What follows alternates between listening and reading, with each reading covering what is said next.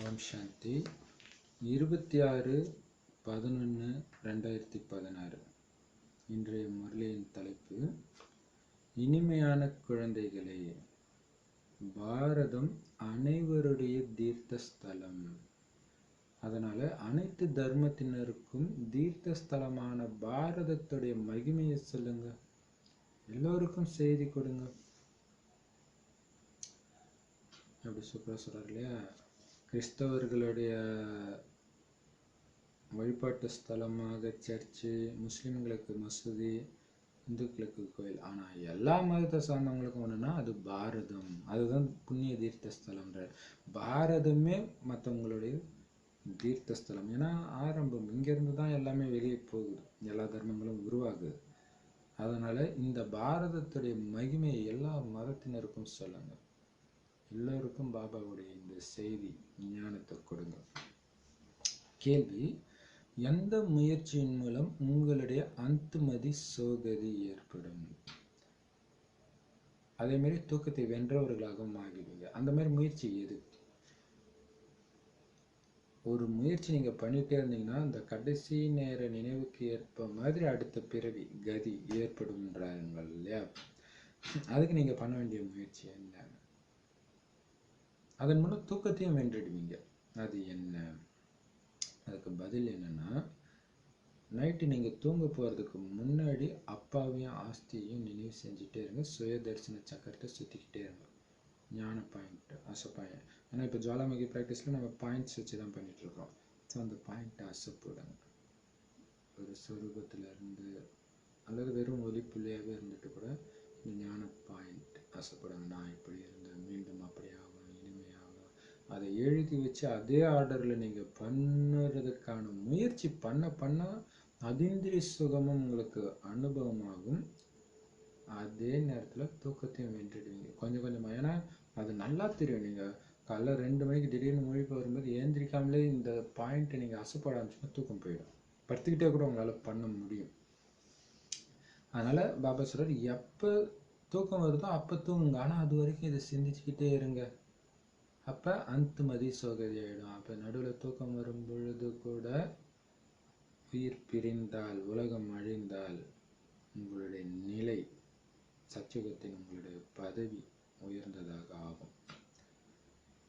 அது மட்டும் இல்லை, அப்படியே மொழிப்பு வருது பாருங்க அதிகாலையில். அப்போ நீங்கள் நைட்டு தூங்கும்போது எந்த பாயிண்ட்டை அசை போட்டுட்டே படுத்தீங்களோ அந்த பாயிண்ட் திரும்ப திரும்ப உங்களுக்கு ஞாபகம் ஆட்டோமேட்டிக்காக வரும். இது கரெக்டு தான். என்ன அப்படியே கனவு மாதிரி இருக்கும். பார்த்தீங்கன்னா அங்கே நீங்கள் சேவை செய்வீங்க. நல்லா அப்படியே சேவை செஞ்சுட்டு அப்படியே படுத்தீங்கன்னா உங்களுக்கு நல்லா தெரியும். இப்போ அதே மாதிரி இந்த ஞான பாயிண்ட்டை அசை போட்டுக்கிட்டே படுத்தாலும் அதே பாயிண்ட் உங்களுக்கு நினைவு வந்துக்கிட்டே இருக்கும். நீங்கள் படுத்துறது இல்லை, தானாகவே வரும்ன்ற. இது எவ்வளோ சூப்பரான விஷயம் இல்லை? அதனால தான் கடைசி 1 மணி நேரம் அவசியம் பாபாவுக்கு தான் நீங்கள் ஒதுக்கணும். வேறு யார் கூடயுமே பேசக்கூடாது. அந்த மாதிரி பயிற்சி செஞ்சீங்கன்னா நீங்கள் தூக்கத்தை வென்றவர்கள் ஆகிடுவீங்க. யார் பாபா சொல்கிறத அப்படியே செய்கிறாங்களோ அவங்க தான் இதோடைய பலனையும் அடைய முடியும். செய்பவர்கள் அடைவார்கள். செய்பவர்களுடைய நடத்தையும் ஃபேமஸ் ஆகிடும். பாபா சொல்கிறது அப்படியே செய்கிறவங்களுடைய நடத்தை ஆட்டோமேட்டிக்காக தெரியும். ஸோ பிரபலமாக ஆகிடுவாங்க. பாடல்: யார் அந்த நாயகனுடன் இருக்கிறார்களோ. ஓம் சாந்தி. யார் அந்த நாயகனுடன் இருக்கிறாங்க? இப்போ உலகத்தில் நிறைய தந்தைகள் இருக்கிறாங்க. ஆனால் அவங்க அனைவருக்கும் தந்தை யார்? அந்த படைப்பாளர் ஒருவர் தான் எல்லோருக்கும் தந்தை இல்லையா? யாவுக்கும் அவரே தந்தை, அவருக்கும் தந்தை இல்லை, அல்லாஹ் பெற்ற பிள்ளை தானே யாரும் பாட்டு கூட இருக்கு இல்லையா? ஸோ அந்த நாயகனோட யார் இருக்கிறாங்க? அதான் அந்த பாட்டு இல்லையா? ஸோ எல்லோருக்கும் தந்தை, ஆனால் அவரோட இருக்கிறது யாரு? அவர் அடையாளம் கண்டு கொண்ட பிரம்மா குமார் குமாரி பாபாக்கு வந்தீங்க நாம தான். அனைவருக்கும் தந்தையான அந்த ஒரு படைப்பாளர் தான் ஞான கடலாக இருக்கிறாரு. அவர் கொடுக்கிற இந்த ஞானத்தின் மூலமாக மட்டும்தான் சத்தியமான கதி, சத்கதி ஏற்படுது. சொர்க்கத்திற்கான வழி ஏற்படுது. எப்ப சத்தியுகத்துடைய ஸ்தாபனை ஏற்பட வேண்டுமோ எப்பொழுது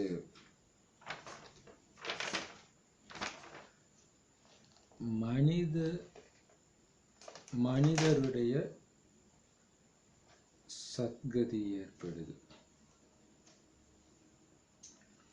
அப்ப சொர்க்கத்துக்கான வழி எப்ப கிடைக்குதுன்னா, சத்தியுக ஸ்தாபனை ஏற்பட வேண்டிய நேரத்துல தான் அங்க போறதுக்கான வழி நமக்கு கிடைக்குது, சத்கதி ஏற்படுது.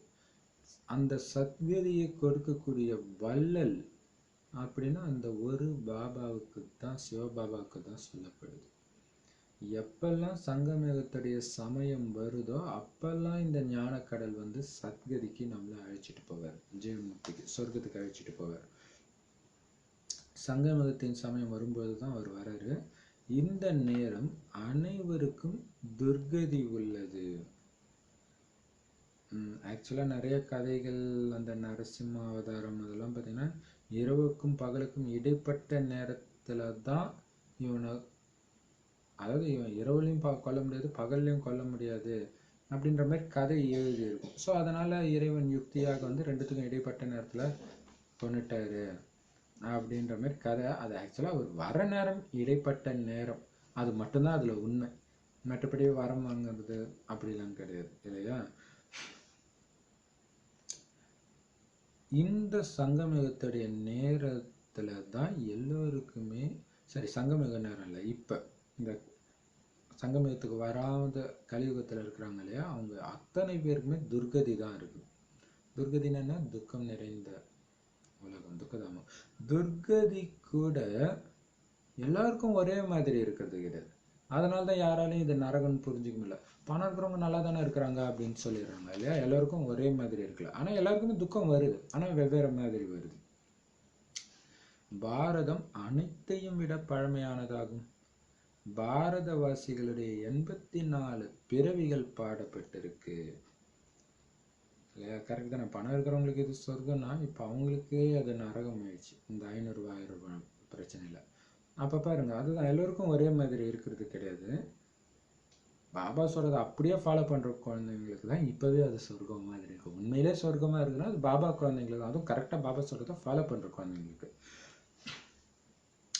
பாரதம் அனைத்தையும் விட பழமையானது.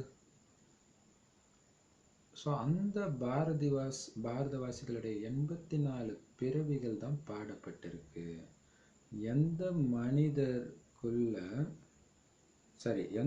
மனிதர்கள் முதல்ல வராங்களோ, சத்தியுகத்துடைய ஆரம்பத்தில் யார் வராங்களோ அவங்க தான் அவசியம் 84 பிறவி எடுக்கிறதுக்கு தகுதியானவர்களாக இருப்பாங்க. மற்றவங்கெல்லாம் பிறவி கம்மியாக தான் எடுப்பாங்க.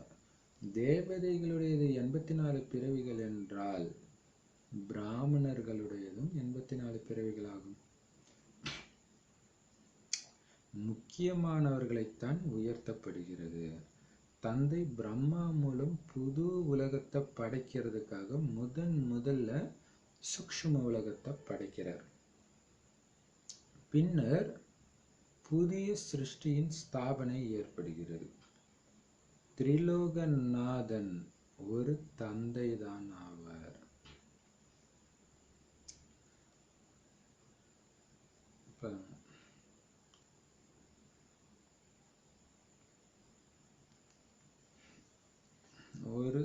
திரிலோகநாதன் ஒரு தந்தை தான் ஆவார். மற்றபடி அவருடைய குழந்தைகளும் தன்னை 3 உலகங்களின் தலைவன் சொல்லிக்க முடியும். இங்க அநேக மனிதர்கள் திரிலோகநாதன் அப்படின்னு பேர் வச்சுக்கிறாங்க. 2 தேவதைகளுடைய பெயர் வைக்கப்படுகிறது, கௌரி சங்கர், ராதா ஷியாம். இப்ப ராதை கிருஷ்ணர் தனித்தனி ராஜ்யத்தை சார்ந்தவர்கள். யார் நல்ல குழந்தைங்களா இருக்கிறாங்களோ அவங்களுடைய புத்தியில தான் மிக நல்ல கருத்துக்களுடைய பாயிண்ட்ஸ் வந்து தாரணை ஆகுது. யார் புத்திசாலி மருத்துவராக இருப்பாரோ அவருடைய புத்தியில தான் அதிகமான மருந்துகள் ஞாபகம் இருக்கும். இங்கேயும் கூட தினம் தினம் புது புது பாயிண்ட்ஸ் வெளிப்படுது. யாருக்கு நல்ல பயிற்சி இருக்குமோ அவங்க புது புது பாயிண்ட்ஸ்களை தாரணை செய்வாங்க இல்லையா. இதில் இன்னொரு விஷயம் பயிற்சியும் சொல்கிறார் இல்லையா. இப்போ பாருங்க,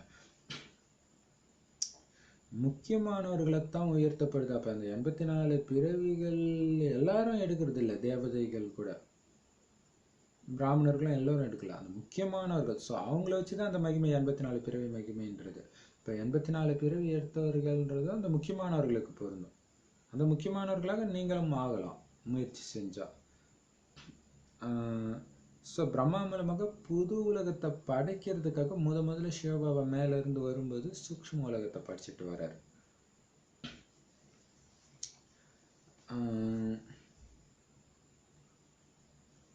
புது சிருஷ்டியுடைய ஸ்தாபனை ஏற்படுது. திரிலோகநாதன் உண்மையிலே இந்த 3 உலகம் பரந்தாமம் இல்லையா, பாபா வரும்போது தான் சூக்ஷ்ம உலகத்தை படைக்கிறார். அது வரைக்கும் 5000 வருஷத்துல அது இருக்காது இல்லையா, இந்த சங்கமயுகத்துல தான் அதை படிச்சுட்டு வர்றாரு. அப்ப இந்த 3 உலகத்தின் தலைவன் ஒரு தந்தை தான். ஆனா நீங்க கூட அப்படி சொல்லிக்கலாம், ஏன்னா நமக்கும் பாபா சொல்லி கொடுத்துருக்கார், புத்தினால நாம அங்க போறோம் 3 உலகத்துக்கும். அடுத்தது, ஆனா இந்த அர்த்தமே தெரியாம திரிலோகிநாதன் மனிதர்கள் பேரை வச்சுக்கிறாங்க. அதுமாதிரி 2 தேவதைகளுடைய பேர் ராதா கிருஷ்ணன், ராதா ஷாம், கௌரி சங்கர், இப்படி சேர்த்து கூட பேரை வச்சுக்கிறாங்க. ஆனா உண்மையிலே ராதா ஒரு ராஜ்யத்தை சார்ந்தவங்க, ஒரு ராஜாவோட குழந்தை.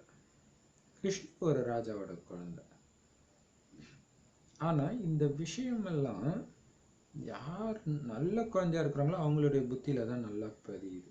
எப்படி நல்ல டாக்டருக்கு தான் நிறைய மருந்து ஞாபகம் இருக்குமோ, அந்த மாதிரி நிறைய புது பாயிண்ட்ஸ் வெளிப்பட்டுக்கிட்டே இருந்தா கூட நல்ல பயிற்சி செய்கிற குழந்தை, நல்ல சேவை செய்கிற குழந்தைக்கு தான் இந்த பாயிண்ட்ஸ் அப்படி ஒரு போதையை ஏற்படுத்தும். பயிற்சியும் செய்வாங்களே, பயிற்சி உள்ள குழந்தை. ஸோ அந்த பாயிண்ட்ஸை எழுதி திரும்ப அசப்போடக்கூடிய பழக்கமுடைய குழந்தைகளுக்கு புது பாயிண்ட்ஸை டக்குன்னு பிடிச்சிப்பாங்க. ஏன்னா அதை தான் தேடிட்டு இருப்பாங்க, புது பாயிண்ட்டை தேடி. இப்போ நம்ம ஜுவாலாமுகி ப்ராக்டிஸுமே அப்படி தான் பண்ணுறோம் இல்லையா. நேற்று வானிலை அதை சேர்த்து சொல்லியிருந்தோம் 15 பாயிண்ட்ஸை. இப்போ 17 பாயிண்ட்ஸ் புதுசாக இருக்குது, நான் சொல்கிறேன் இந்த வீடியோ இறுதியில். சரி,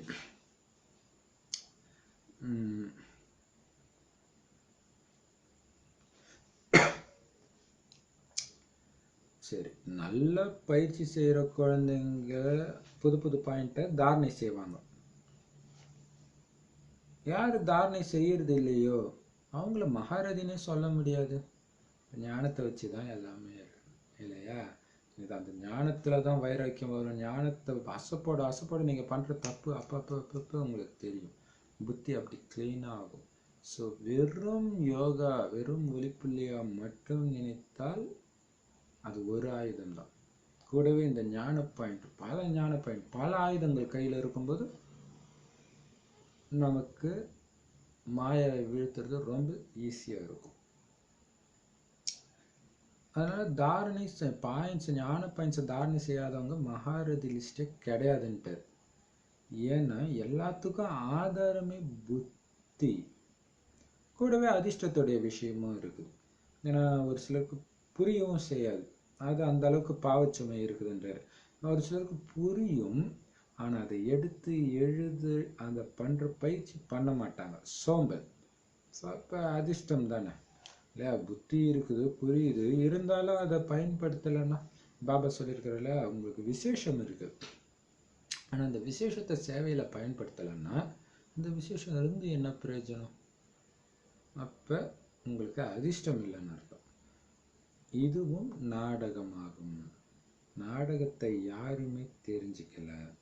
நாம் ஆத்மா சரீரத்தை தாரணை செஞ்சு நடிக்கிறோம் அப்படின்னு கூட புரிஞ்சிருக்கிறாங்க. ஆனா நாடகத்துடைய முதல் இடைக்கடை பற்றி தெரிஞ்சுக்கலன்னா எதையுமே தெரிஞ்சுக்கலன்னு தான் அர்த்தம். இல்லை ஆத்மா உடம்பு எடுத்து நடிக்குதுன்ட்டு இந்தியாவில் எல்லாருமே சொல்றாங்க இல்லையா, மறுபிறவியர்கள். மற்ற மதத்தில் தான் அது கிடையாது. அப்படி இருந்தா கூட இந்த நாடகம் எப்பத்துல இருந்து நடக்குது, என்னென்னவா நடிச்சோம், தேவதையா இருந்தோம், இந்த விஷயம்லாம் யாருக்கும் தெரியலனாலே எதுவுமே அவங்களுக்கு தெரியலன்னு தான் அர்த்தம். அதனால உங்களுக்கு இது தெரிஞ்சிருக்கணும். ஏன்னா பாபா ஞானத்தை கொடுக்குறாரு. இது கூட தெரிஞ்சுக்கலன்னா அப்புறம் என்னதான் ஞானம் எடுக்கிறதுடைய அடையாளம்? மற்றவங்களுக்கு பாபாவுடைய அறிமுகத்தை கொடுக்கறது உங்களுடைய கடமை, குழந்தைகளுடைய கடமை இல்லையா? தந்தையை வெளிப்படுத்துறது தான் நம்மளுடைய கடமை. இந்த கடமையை யார் நல்லா செய்யறாங்களோ அந்த குழந்தைய பாபா கடைசியில் வெளிப்படுத்துவார். அதான் பெரிய விஷயம். கடைசியில் ஃபர்ஸ்ட் அவங்கள தான் வெளிப்படுத்துவார். எந்த அளவுக்கு பக்காவா சேவையிலே மூழ்கிருக்கான்.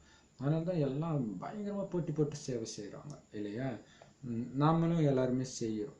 ஒரு பக்கம் சென்டர் மூலமாக நடந்துட்டு இருக்குது. சென்டரில் நிறைய ரெஸ்ட்ரிக்ஷன் இருக்குது, சேவை செய்ய முடியலன்றவங்க தனிப்பட்ட முறையிலையும் பண்ணுறோம், அதை விட பவர்ஃபுல்லாகவே.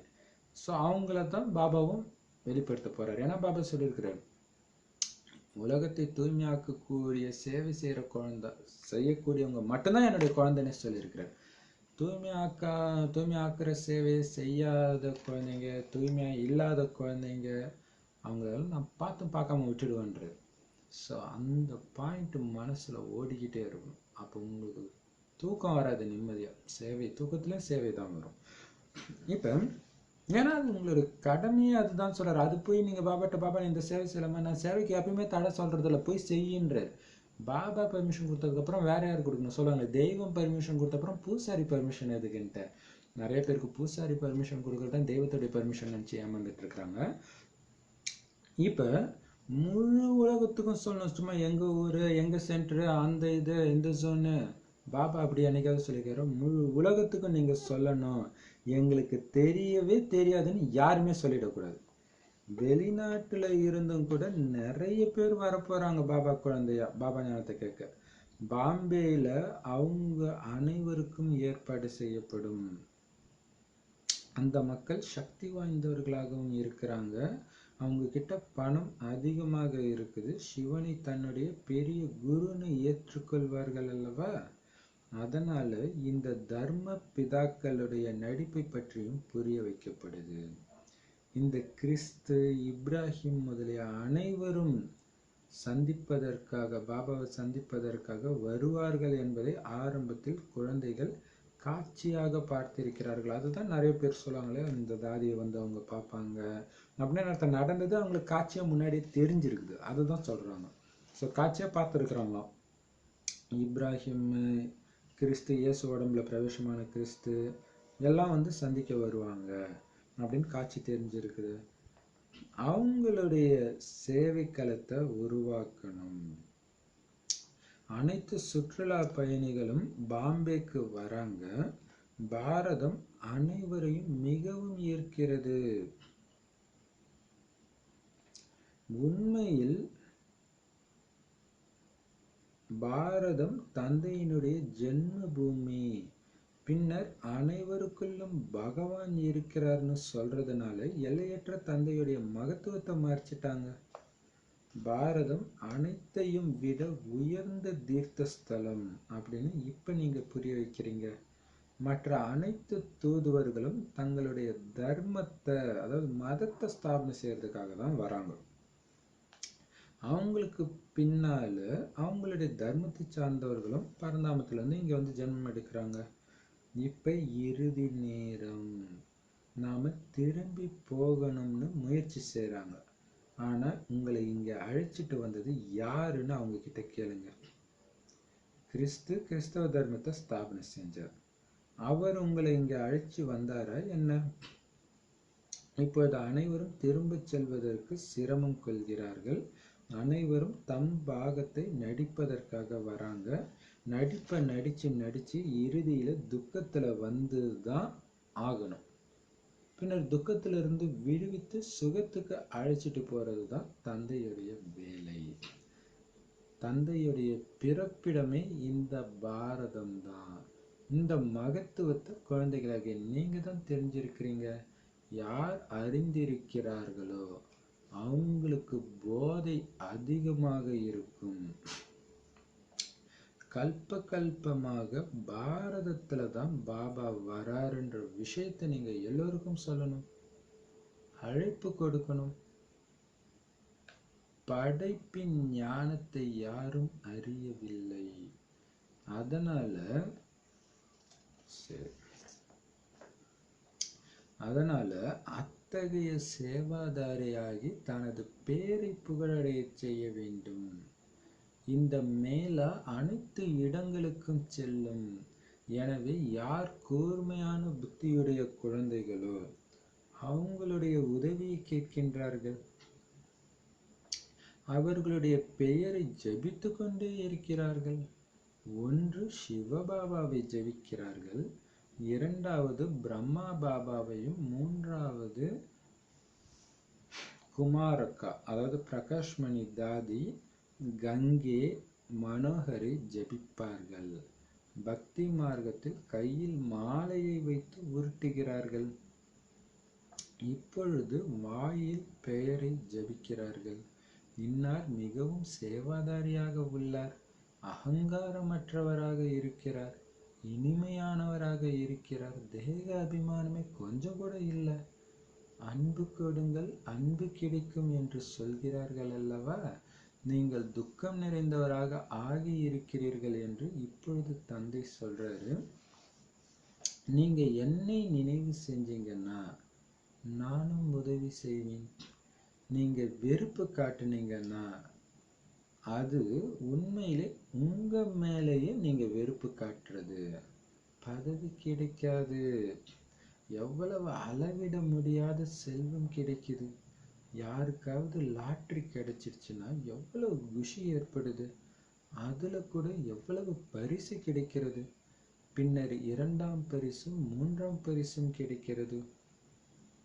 இது கூட ஈஸ்வரிய பந்தயம் அல்லது லாட்ரி, ஈஸ்வரிய லாட்ரி, ஞானம் மற்றும் யோகத்துடைய பந்தயம் இது. யாரு இதுல வேகமா போவாங்களோ அவங்க தான் கழுத்து மாலையாக ஆவாங்க, சிம்மாசனத்தில் அருகாமையில் அமர்வார்கள், லட்சுமி நாராயணனுக்கு பக்கத்துல உட்காருவாங்க. செமவானில எங்கெங்கயோ பாபா அழைச்சிட்டு போயிட்டாரு. இப்ப பாபா சொல்றாரு, உங்களுடைய கடமை முழு உலகத்துக்கும் நீங்க செய்தி சொல்லணும். வெளிநாட்டுல இருந்து நிறைய பேர் வரப்போறாங்க, குறிப்பா பாம்பேவை தான் பாபா சொல்றாரு. ஆக்சுவலா பாம்பே தான் முதல்ல அழியும்னு சொல்றாரு. பாம்பேல தான் இந்த ஏற்பாடும் நடக்கும்ன்றாரு. எல்லோருக்கும் செய்தி சொல்ற ஏற்பாடு. ஏன்னா எல்லோரையும் பிடிச்சி இருக்குது, பாம்பேவும் சரி பாரதமும் சரி. அடுத்தது அந்த மக்கள் சக்தி வாய்ந்தவர்களாக இருக்கிறாங்க, அவங்க கிட்ட பணமும் அதிகமா இருக்குதுன்றார். இது பாம்பேக்காரங்களை சொல்றாரா அல்லது வெளிநாட்டுக்காரங்களை சொல்றாரான்னு தெரியல. ஏன்னா ரெண்டு பேருக்குமே இது பொருந்தது. அப்ப சிவனை தன்னுடைய பெரிய குரு அப்படின்னு ஏத்துக்குவாங்க தானே அப்படின்னு சொல்றாரு. ஏன்னா குருவை தேடி அலைவாங்க வெளிநாட்டுக்காரங்க. ஸோ பெரும்பாலும் இது வெளிநாட்டுக்காரங்களுக்கு தான் பாபா சொல்றாருன்னு நினைக்கிறேன். குருவை தேடி அலையும் போது சிவனே குருவா கிடைச்சிட்டா பெரிய குருவா ஏத்துக்குவாங்க தானே. ஏன்னா இந்தியாவில் உள்ள யாரையாவது குருவா ஏத்துக்கணும்ட்டு வராங்கப்பா. ரமண மகரிஷி போய் எவ்வளோ நாள் ஆகுது, இன்னும் அவர் குருவா நிறைய வெளிநாட்டுக்காரங்க நினைக்கிறாங்க. ஸோ அப்போ சிவனை கண்டிப்பாக பெரிய குருவாக ஏற்றுக்குவாங்க தானே. அதனால் அவங்களுக்கு இந்த தர்ம பிதாக்களுடைய நடிப்பை பற்றி புரிய வைக்கிறோம். கிறிஸ்து, இப்ராஹிம் எல்லாம் கண்டிப்பாக சந்திக்க வருவாங்கன்னு முன்னாடி காட்சியே பார்த்துருக்குறீங்க. ஸோ அதையும் புரிய வைக்கிறோம். அப்போ நம்ம முன்னாடியே அவங்க விழித்தெழுவாங்க. ஏன்னா இந்த ஞானம் வேறு எந்த குருவும் சொல்கிறது கிடையாது. மிஞ்சி பிஞ்சி பண்ணால் அவங்களுடைய ஒரு ஜென்மம் இதுக்கு முன்னாடி என்ன இருந்தாங்கன்னு வேணா சொல்லுவாங்க. அதுவும் உண்மையாக இருக்கணும்னு அவசியம் கிடையாது இல்லையா. சரி, ஆக்சுவலாக உண்மையாக இருக்காது. ஏன்னா அவங்கள பற்றி அவங்களுக்கு தெரியாது. முன்னாடி ஒருத்தருடைய ஜென்மத்தை சொல்லணும்னா இவருடைய அடுத்த ஜென்மம் அவருக்கு தெரியணும் தானே. ஆனால் அவர் என்ன சொல்றார், நான் ஜோதியை கலந்துருவேன்னாரு. அப்புறம் எப்படி இல்லையா. சரி,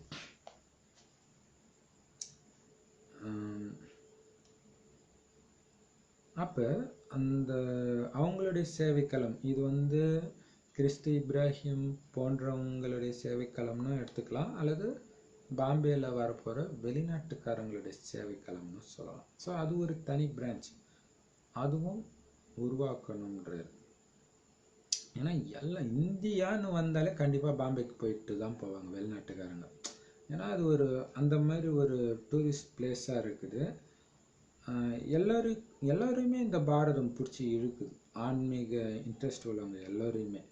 ஏன்னா இறைவனுடைய ஜென்ம பூமியே இதுதான் இல்லையா. ராம ஜென்ம பூமின்ட்டு பிரச்சனை வந்தது இல்லையா,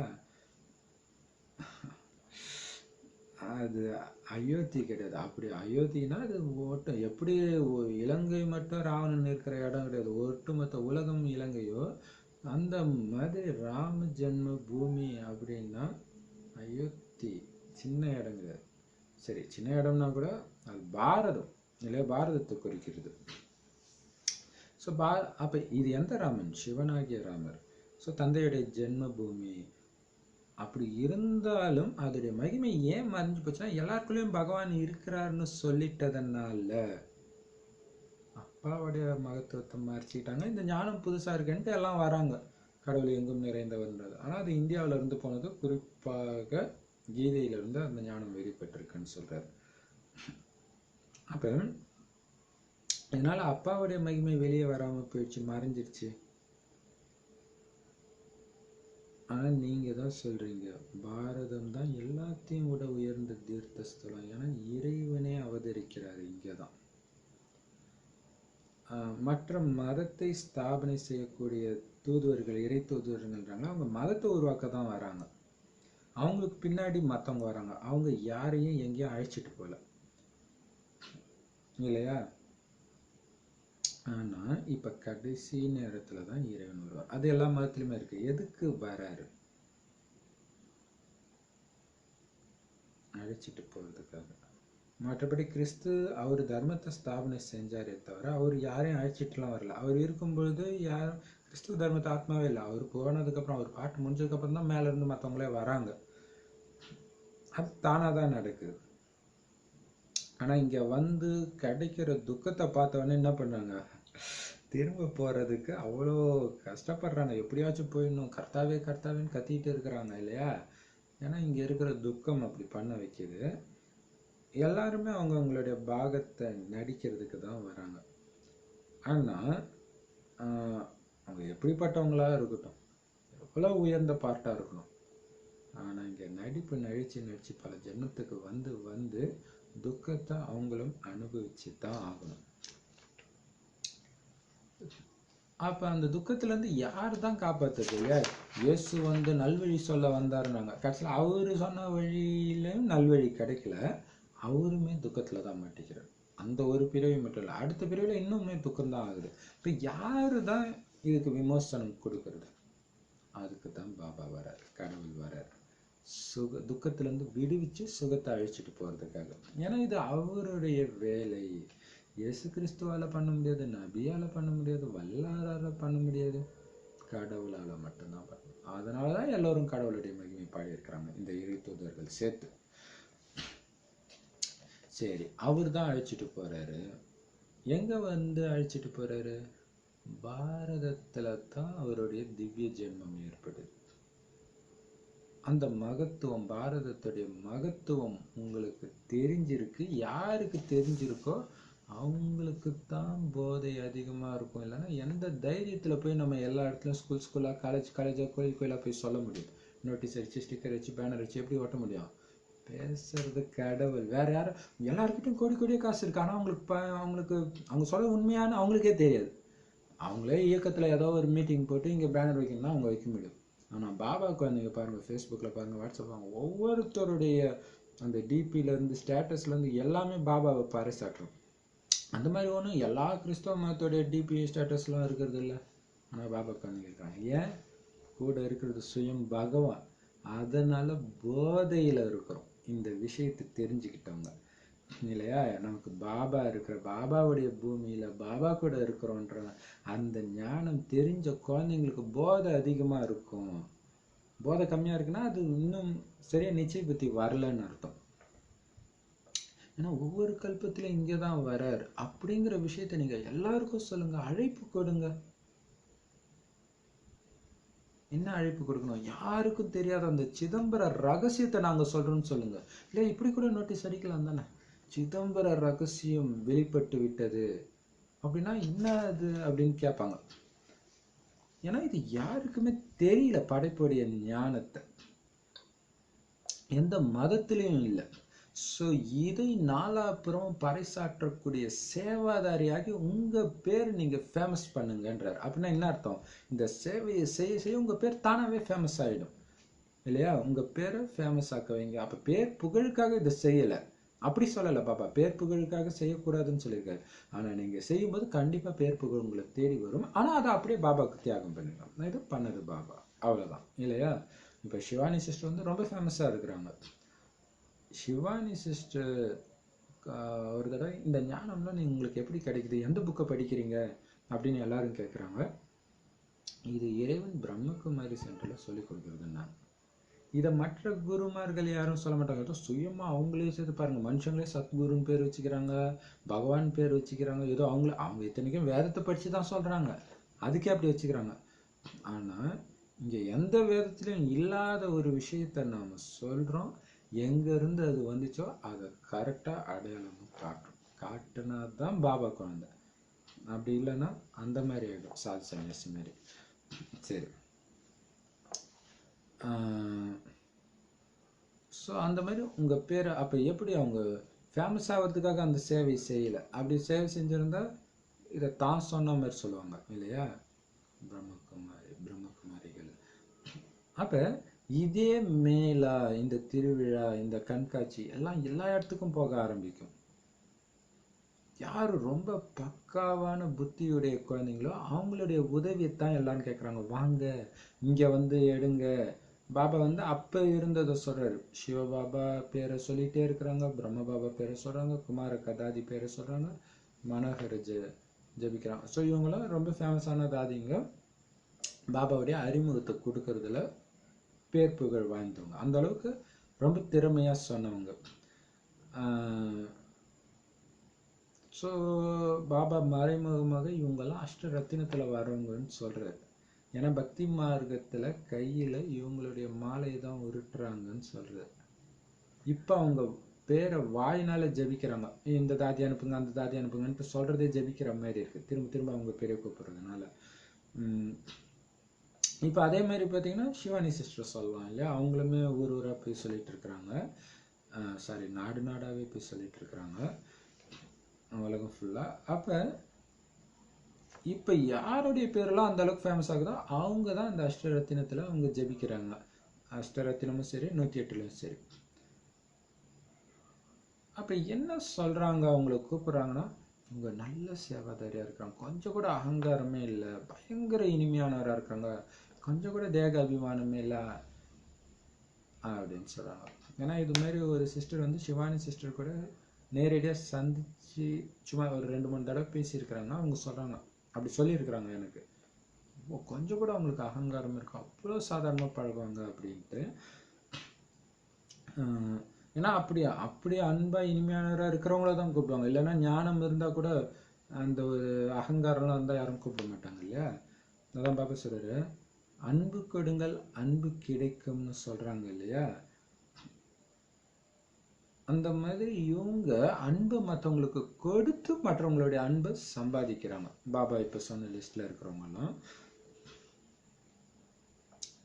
இப்போ பாபா சொல்கிறாரு, நீங்கள் துக்கம் நிறைஞ்சவராக ஆகிட்டீங்க குழந்தைங்களே, அதனால் நீங்கள் இப்போ என்ன நினைவு செஞ்சீங்கன்னா நான் உங்களுக்கு உதவி செய்கிறேன் துக்கத்திலேருந்து மீட்கிறதுக்கு. ஸோ இந்த நினைவு அன்பாக நினைவு செய்கிறதோ, அன்பாக இந்த செய்தியை மற்றவங்களுக்கு சொல்கிற சேவையும் நீங்கள் செஞ்சீங்கன்னா நான் உங்களுக்கு உதவி செய்கிறேன். ஆனால் இந்த சேவையிலும் அல்லது பாபாவை நினைக்கிறதுல நீங்கள் வெறுப்பு காட்டினீங்கன்னா உண்மையிலே எனக்கு நஷ்டம் இல்லை, உங்களுக்கு தான் நஷ்டம். உங்கள் மேலே நீங்கள் வெறுப்பு காட்டிக்கிறீங்க. ஏன்னா துக்கத்துலேருந்து வெளியே வர விரும்பலை நீங்கள் அப்படின்னு அர்த்தம். அப்போ பதவியும் கிடைக்காது.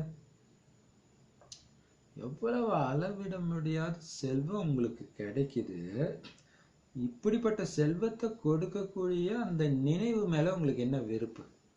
நிரந்தரமாக நினைக்க வேண்டாம், நினைக்கிறதுலே சந்தோஷம், நினைக்கலனாலே துக்கம்தான்.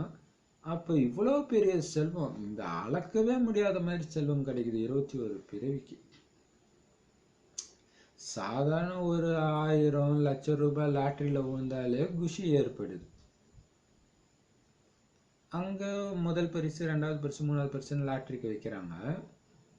இது ஈஸ்வரிய பந்தயம். பாபா சொல்ற அந்த நினைவு எந்த அளவுக்கு பக்காவா நிரந்தரமா யாரால ஆக்க முடியுதோ அந்த பந்தயத்துல, அது எதனுடைய பந்தயம்னா ஞானத்திலும் யோகத்திலையும் பந்தயம். எந்த அளவுக்கு ஞானத்தை அதிகமா தாரணை பண்றீங்க, எந்த அளவுக்கு யோகத்துல உறுதியா நீண்ட நேரம் இருக்கிறீங்க, இந்த பந்தயத்துல யாரு வேகமா போறாங்களோ அவங்க பாபாவுடைய கழுத்து மாலையாயிடும். அதாவது பாபாவுக்கு நெருக்கத்துல இருப்பாங்க பரந்தாமத்துல. அதே மாதிரி பிரம்ம பாபாவுக்கு நெருக்கத்துல இருப்பாங்க ராஜ்யத்துல, சத்தியுகத்துல. நீங்க அனைவருமே கர்ம யோகிகள். அதனால உங்க வீட்டையும் பராமரியுங்கள். வகுப்புல நீங்க 1 மணி நேரம் படிக்கணும், பின்னர் வீட்டில் சென்று திரும்ப படிக்கணும். ஸ்கூல்ல கூட அப்படிதானே செய்வாங்க. படிச்சுட்டு பிறகு வீட்டுல போயும் திரும்பவும் படிப்பாங்க. பாபா சொல்றாரு, 1 மணி நேரம், அரை மணி நேரம், பகல்ல இந்த மாதிரி 8 மணி நேரம் இருக்கு.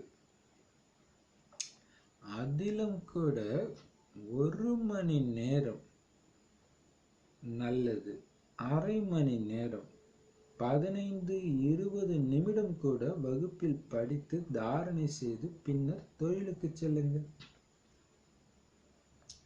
முன்னால் பாபா தந்தையின் நினைவில் அமருங்கள், சுய தரிசனத்தை சுற்றுங்கள்னு உங்களை உட்கார வச்சார். நினைவை பற்றிய ஞானம் இருந்தது அல்லவா? தந்தை மற்றும் ஆஸ்தியை நினைவு செய்து கொண்டே சுய தரிசன சக்கரத்தை சுற்றி கொண்டே எப்பொழுது தூக்கம் வருகிறதோ அப்பொழுது தூங்கி விடுங்கள். பின்னர் அந்துமதி சோகதி ஆகிவிடும். பின்னர் அதிகாலை எழும்பொழுது அதே பாயிண்ட்ஸ் நினைவு வந்து கொண்டே இருக்கும். அந்த மாதிரி பயிற்சி செய்து செய்து செய்து நீங்கள் தூக்கத்தை வென்றவர்களாகி விடுவீர்கள். யார் பாபா சொல்றதை செய்வார்களோ அவர்கள் அடைவார்கள். செய்பவர்களுடைய நடத்தை பிரசித்தமாக இருப்பது தெரிய வரும். இவர்கள் ஞானத்தை ஆழ்ந்து சிந்திக்கிறார்கள், அதாவது விசார் சாக்கர் மந்தன் செய்கிறார்கள், தாரணை செய்கிறார்கள். பேராசை போன்ற எதுவுமே இல்லை என்பது தெரியும். இந்த சரீரம் பழையதாகும், இதை பற்றி கூட அதிகமாக சிந்திக்க கூடாது. எப்பொழுது ஞான யோகத்தினுடைய முழுமையான தாரணை ஏற்படுமோ அப்பொழுதே இது சரியாக இருக்கும். தாரணை இல்லை என்றால் சரீரம் இன்னும் கெட்டுவிடும். கெட்டு கெட்டு முற்றிலுமாக பிணம் போல் ஆகிவிடும். புது சரீரம் பின்னர் எதிர்காலத்தில் கிடைக்கப் போகிறது. ஆத்மாவை தூய்மையாக்க வேண்டும். இது பழைய மதிப்பு இல்லாத சரீரம், அழுக்கான சரீரம். இதற்கு எவ்வளவுதான் நீங்க பவுடர் பூசினாலும் இது பைசாவுக்கு மதிப்பில்லாத சரீரம். இப்பொழுது உங்கள் அனைவருக்கும் சிவபாபாவுடன் நிச்சயமாகி இருக்கிறது. திருமணம் நடக்கும் நாளில் பழைய ஆடையை அணிவார்கள். இப்பொழுது இந்த சரீரத்திற்கு ஸ்தூலமான அலங்காரம் அதிகமாக செய்யக்கூடாது. ஞான யோகத்தின் மூலம் தன்னை அலங்கரித்தீர்கள் என்றால் தேவதையாகி விடுவீர்கள். இது ஞான மான சரோவர் ஆகும். இதுல ஞானத்தினுடைய முழுக்கு போட்டுக்கொண்டே இருந்தால் நீங்கள் சொர்க்கத்தின் தேவதைகளாகி விடுவீர்கள். பிரஜைகளை பரி என்று சொல்ல மாட்டார்கள். கிருஷ்ணர் பெண்களை துரத்தினார், பின்னர் மகாராணியாக பட்டத்து ராணியாக ஆக்கினார்னு சொல்றாங்க. துரத்தி பிரஜையில் சண்டாளன் ஆக்கினார் என்று சொல்ல மாட்டார்கள். துரத்தியது பட்டத்து ராணியாக ஆக்குவதற்காகவே. நீங்களும் கூட அப்படி முயற்சி செய்ய வேண்டும். என்ன கிடைக்கிறதோ கிடைக்கட்டும் என்பது கூடாது. இது பாடசாலை. இங்க முக்கியமானது படிப்பு. கீதா பாடசாலை அதிகமாக உருவாக்குகிறார்கள், கீதை சொல்கிறார்கள், மனப்பாடம் செய்ய வைக்கிறார்கள். ஏதாவது ஒரு ஸ்லோகத்தை எடுத்து பின்னர் அதை பற்றி விஸ்தாரமாக புரிய வைக்கிறார்கள். சிலர் அப்படியே படிக்கிறார்கள். சிலர் ஒரு ஸ்லோகத்தை பற்றி அரை மணி நேரம் 3/4 மணி நேரம் சொற்பொழிவு செய்கிறார்கள். அதன் மூலம் எந்த லாபமும் இல்லை. இங்கேயே சுயம் தந்தையே கற்பிக்கிறார். லட்சியம் தெளிவாக உள்ளது. வேறு எந்த வேத சாஸ்திரம் பயில்வதிலும் லட்சியம் கிடையாது. முயற்சி செய்து கொண்டே இருக்கிறார்கள். ஆனால் அதனால என்ன கிடைக்கும்? எப்பொழுது அதிக பக்தி செய்கிறார்களோ அப்பொழுதே பகவான் கிடைப்பார். சரி, நிறைய பாயிண்ட்ஸ் பாபா சொல்றாரு இல்லையா, நிக்கவே மனசு வரல, அவ்வளோ சூப்பரா இருக்குது. சரி, இப்ப பாபா சொல்றாரு, நீங்க யோகிகள் தான், ஆனா கர்ம யோகிகள், கர்ம சந்நியாசிகள் கிடையாது. கர்மத்தை சந்நியாசம் செஞ்சுட்டு காட்டுல போய் யோகம் செய்யல. அதனால வீட்டையும் பராமரிக்கணும். உங்களுடைய குழந்தைகள், கணவன், மனைவி, அப்பா அம்மா யார் இருக்கிறாங்களோ உங்க பொறுப்புல அவங்கள நீங்க பராமரிக்க செய்யணும். ஆனா பராமரிச்சுக்கிட்டே உங்களுடைய புத்தி பாபாவோட இணைஞ்சு இருக்கணும். அதான் கர்மயோகம். சரி, அடுத்தது, ஸ்கூல்ல படிச்சுட்டு வீட்டுக்கு போய் படிக்காம இருப்பாங்களா? வீட்டுக்கு போய் திரும்ப படிப்பாங்களா? அதே மாதிரி வகுப்புல நீங்க 1 மணி நேரம் படிச்சுட்டு வீட்டிலையும் போய் அதை திரும்ப படிங்க, ஞான சிந்தனை பண்ணுங்க அப்படின்னு சொல்றாரு. ஒரு நாள்ல 8 மணி நேரம் இருக்கு. சரி, பகல்ல 8 மணி நேரம் இருக்கு. அதுல நீங்க 1 மணி நேரம்னா நல்லதுன்றது. 1 மணி நேரம், ஏன்னா அதுதான் குறைஞ்சது அவ்வளோ நேரமாவது இருக்கணும். இல்லை கடகடன்னு படிச்சீங்கன்னா ஒன்றுமே தாரணை ஆகாது. அது நீங்கள் பொறுமையாக படித்தாலுமே கூட மீண்டும் படித்தா தான் தாரணை ஆகும். அதை படித்து ப்ராக்டிஸ் பண்ண நல்லா தாரணை ஆகும். ஸோ குறைஞ்சது 1 மணி நேரம் ஒதுக்கி பண்ணுங்க. ஆனால் முடியவே இல்லை, என்னால் நான் ரொம்ப பிஸி, 1 மணி நேரம் முடியல அப்படின்னா அவங்களுக்கு அரை மணி நேரம் அல்லது 15-20 நிமிஷம் படித்து தாரணை செஞ்சுட்டு பிறகு தொழிலுக்கு போங்க. கடற்கரைன்னு படிச்சுட்டு அதில் முக்கியமான பாயிண்ட்ஸ் எடுத்துகிட்டு போங்க. தாரணை செஞ்சுட்டு, அதான் சொல்ல, படிச்சுட்டு அப்படியே போங்கன்னு சொல்ல, தாரணை செய்யுங்க. அதில் முக்கியமான பாயிண்ட்டை எடுங்க. உங்களுக்கு எடுக்க முடியலன்னா அப்படியே தாரணைக்கான முக்கிய சாரம் இதுலன்னு கொடுத்துருக்குறாங்க. நம்மளுமே ஜுவாலாமுகி யோகா ப்ராக்டிஸ்ன்ட்டு அதில் பார்த்தீங்கன்னா 1 வாரம் அல்லது 2 வாரத்துடைய முக்கியமான பாயிண்ட்ஸ் கொடுக்குறோம். ஸோ தாரணை செஞ்சுட்டு அப்புறம் தொழிலுக்கு போங்க. இதுக்கு முன்னாடிலாம் ஆரம்ப காலத்தில் பிரம்ம பாபா வந்து சிவபாபா நினைவில் உட்காருங்க, சக்கரத்தை சுற்றிக்கிட்டே இருங்கன்னு சொல்லி உட்கார வைப்பாராம். அப்போ நினைவு செய்யறது எப்படின்ற ஞானம் இருக்குது. அதனால தான் அதை சொல்லியிருக்கிறாங்க. இப்போ பாபா சொல்றாரு, தூங்க போகிறதுக்கு முன்னாடியுமே கூட, தூங்க போகிறதுக்கு இல்லை, நீங்கள் எப்பயுமே அப்பாவையும் ஆஸ்தியும் நினைவு செஞ்சுக்கிட்டு சக்கரத்தை சுற்றிக்கிட்டே ஞான பாயிண்ட்டை அசை போட்டுக்கிட்டே இருங்க. ஸோ தூங்க போகும்போது அப்படியே படுத்துக்கிட்டேவும் அதே பண்ணிட்டு இருங்க. தூங்கத்துக்கு டைம் வைக்க தேவை. நீங்கள் பாட்டுக்கு படுத்துட்டு பண்ணிகிட்டே இருங்க, ஆட்டோமேட்டிக்காக உங்களுக்கு தூக்கம் வரும்போது தூங்கிடுங்க. எப்படி சூப்பராக சொல்கிறார் இல்லையா? அப்போ அந்த அளவுக்கு இருந்துச்சுன்னா அந்தமதி சோகதி ஆகிடும். இந்த பயிற்சி தீவிரமாக இருந்தால், இப்போ பாருங்களா, நைட்டு அசை போட்டுகிட்டே படுத்து காலைல எழுந்திரிச்சா அதே பாயிண்ட் உங்களுக்கு வருது, நினைவு வந்துக்கிட்டே இருக்குன்னா கண்டிப்பாக விகார கனவு வராது. ஸோ இதுதான் அதுக்கான வழி. மற்றபடி நீங்கள் லெட்ரு எதுனாலோ பாபா கிட்ட ஒப்படைச்சிட்டு படுக்கிறது, இதை சுற்றிக்கிட்டே இருக்கணும், அப்போ தப்பிப்போம். அதான் பாபா சொல்கிறல, சக்கரை மாயாவை தூள் தூளாக ஆக்கிடுன்ட்டு. ஏன் பக்தியிலே என்ன சொல்லுவாங்க, ஸ்ரீகிருஷ்ணர் கையில் இருக்கிற அந்த சுதர்ஷன சக்கரத்தின் எதிரில் எந்த எதிரி நிற்க முடியாது, எந்த அரக்கனும் நிற்க முடியாது. நம்ம அதைத்தான் எப்பயுமே சுற்றிக்கிட்டே இருக்க சொல்கிறோம். எப்பவும் ஏதாவது ஒரு பாயிண்ட் உங்களுக்கு ஓடிக்கிட்டே இருக்கும், பாபா கூட பிடிச்சிக்கிட்டே இருக்கும். கனவுல அப்படிதான் இருக்கும். அப்போ அந்தமதி சோகதி ஆகிடும். அந்த டைமில் உலகழிவோ அல்லது சரீரத்தை விட்டு நீங்கள் போனீங்கன்னா கூட உயர்ந்த பிறவி பதவி சத்தியுகத்தில் உங்களுக்கு கிடைக்கும். அதிகாலையிலும் உங்களுக்கு அதே பாயிண்ட்ஸ் இருக்கும். அப்போ எவ்வளோ குஷியாக இருக்கும் இல்லை? அந்த ஞான பாயிண்ட்ஸோட சில சமயம் அது மாதிரி நிறைய பேருக்கு ஆகும். அதே மாதிரி சேவை செஞ்சுட்டு இருந்தாலும் அந்த சேவை செஞ்சுட்டு இருக்கிற மாதிரியே ஒரு நினைவு இருக்கும். காலைல ஏந்திரிக்கும் ஆட்டோமேட்டிக்காகவே ஆச்சரியமாக இருக்கும். ஸோ பாபா சொல்கிற இந்த அது மட்டும் இல்லாமல் இந்த பயிற்சி செய்ய செய்ய செய்ய ஆட்டோமேட்டிக்காக தூக்கத்தை வென்றுடுவீங்கன்றார். சூப்பர் பாயிண்ட் இல்லையா? அப்போ இதுலேயே இருக்கணும் உங்களுடைய கவனம். 2 பேர் சந்திச்சாலும் டக்குன்னு அந்த 4 பாயிண்ட் வச்சு ப்ராக்டிஸ் பண்ணணும். இன்னைக்கு கூட பார்த்தீங்கன்னா ஸ்கூலில் கிளாஸ் எடுத்துகிட்டு வந்த உடனே டக்குன்னு எல்லாரும் மீன் விஷயத்தை பேசுவாங்கன்னு தெரிஞ்சு டக்குன்னு அந்த ஒரு 6-7 பாயிண்ட்ஸ் சொல்லிட்டு திரும்ப சொல்லுங்கள் பார்ப்போம். அதையே நீங்கள் சொல்லுங்கள், பாபா நினைவோடு சொல்லுங்கள்.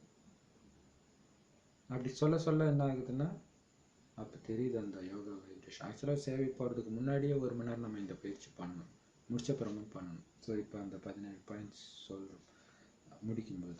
சரி, ஸோ இப்படி நீங்கள் தூக்கத்தை வென்றவரை ஆட்டோமேட்டிக்காக ஆகிடுவீங்கன்றார். ஸோ யார் பாபா சொல்கிறது செய்கிறாங்களோ அவங்க அடைவாங்க.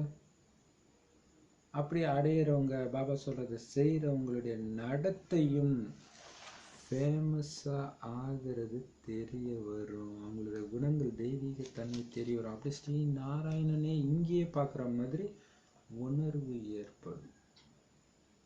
அப்போ அவங்களுக்கே வெட்ட வெளிச்சமாக தெரியும். என்ன தெரியும்னா இவங்க ஞானத்தை ஆழ்ந்து சிந்திக்கிறாங்க. ஏன்னா அந்த ஞானத்தை ஆழ்ந்து சிந்திக்கிறவங்களால கவனம் இருக்க முடியாது, அதை சொல்லவும் செய்வாங்க எல்லாருக்கிட்டையும். அப்போ தெரியும் இல்லையா? அடுத்தது தாரணையும் செய்கிறாங்க. ஏன்னா அவங்க குணம் மாறுறதை நான் பார்க்குறேன். அவங்ககிட்ட பேராசை இல்லை, அகங்காரம் இல்லை, எல்லாமே தெரியும் அப்படின்ட்டு அந்த பாயிண்ட்டை முடிச்சுட்டு அடுத்த பாயிண்ட்டுக்கு வராரு. இந்த சரீரம் ரொம்ப பழசு, இதை பற்றி சிந்திக்கிறதுல கூட உங்கள் நேரத்தை வீணாக்காதீங்கன்றார். ஆனால் இந்த சரீரத்தை பாதுகாக்கணும்னு சொல்லியிருக்காரு. ஏன்னா இதன் மூலமாகத்தான் நீங்கள் தேவதையாகிறீங்க, அதுக்கான தாரணை பண்ணுறீங்க. அதனால அதிகமாக சிந்திக்கக்கூடாதுன்றது. அது தேவையான ரெஸ்ட்டு கொடுங்க, தேவையான சாப்பாட்டை போடுங்க, அவ்வளோதான். தூய்மையான உணவு வச்சுக்கோங்க, ஏன்னா எந்த நோயும் வந்துடக்கூடாது, நஷ்டமாயிடும் நமக்கு. மற்றபடி அதிகமாக சிந்திக்காதீங்க உடலை பற்றி. ஏன்னா இது பழைய உடல்.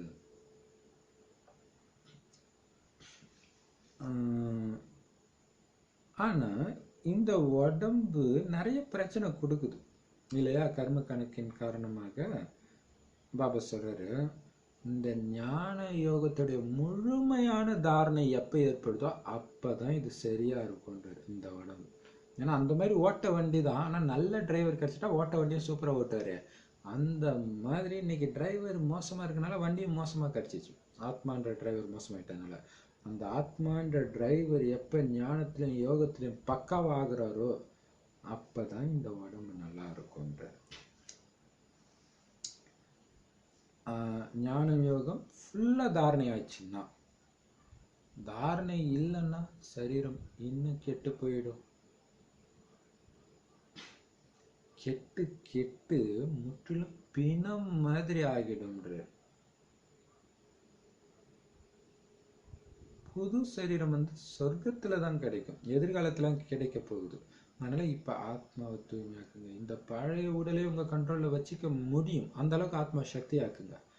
இப்ப இந்த உடம்பு புதுசா மாறாது, பட் இந்த உடம்பை உங்க கண்ட்ரோல்ல வச்சுக்க முடியும். ஆனா புது உடல் எங்க கிடைக்கும்? சத்தியுகத்துல. ஸோ அங்க போறதுக்கு, அந்த புது உடலை எடுக்கிறதுக்கு தகுதி ஆக்குறதுக்காக ஆத்மாவை இப்பவே தூய்மையாக்குங்க இந்த பழைய உடல்ல இருந்துட்டு. மற்றபடி இது பழைய சீச்சி சரீரம், அழுக்கான சரீரம். இதில் நீங்கள் எவ்வளோ பவுடர் போட்டாலும் ஒரு பைசாவுக்கு பிரயோஜனம் இல்லாத சரீரம் இது. இப்போ உங்களுக்கு கல்யாணம் ஆயிருக்கு. யார் கூட? பகவான் கூட, சிவபாபா கூட. எப்படி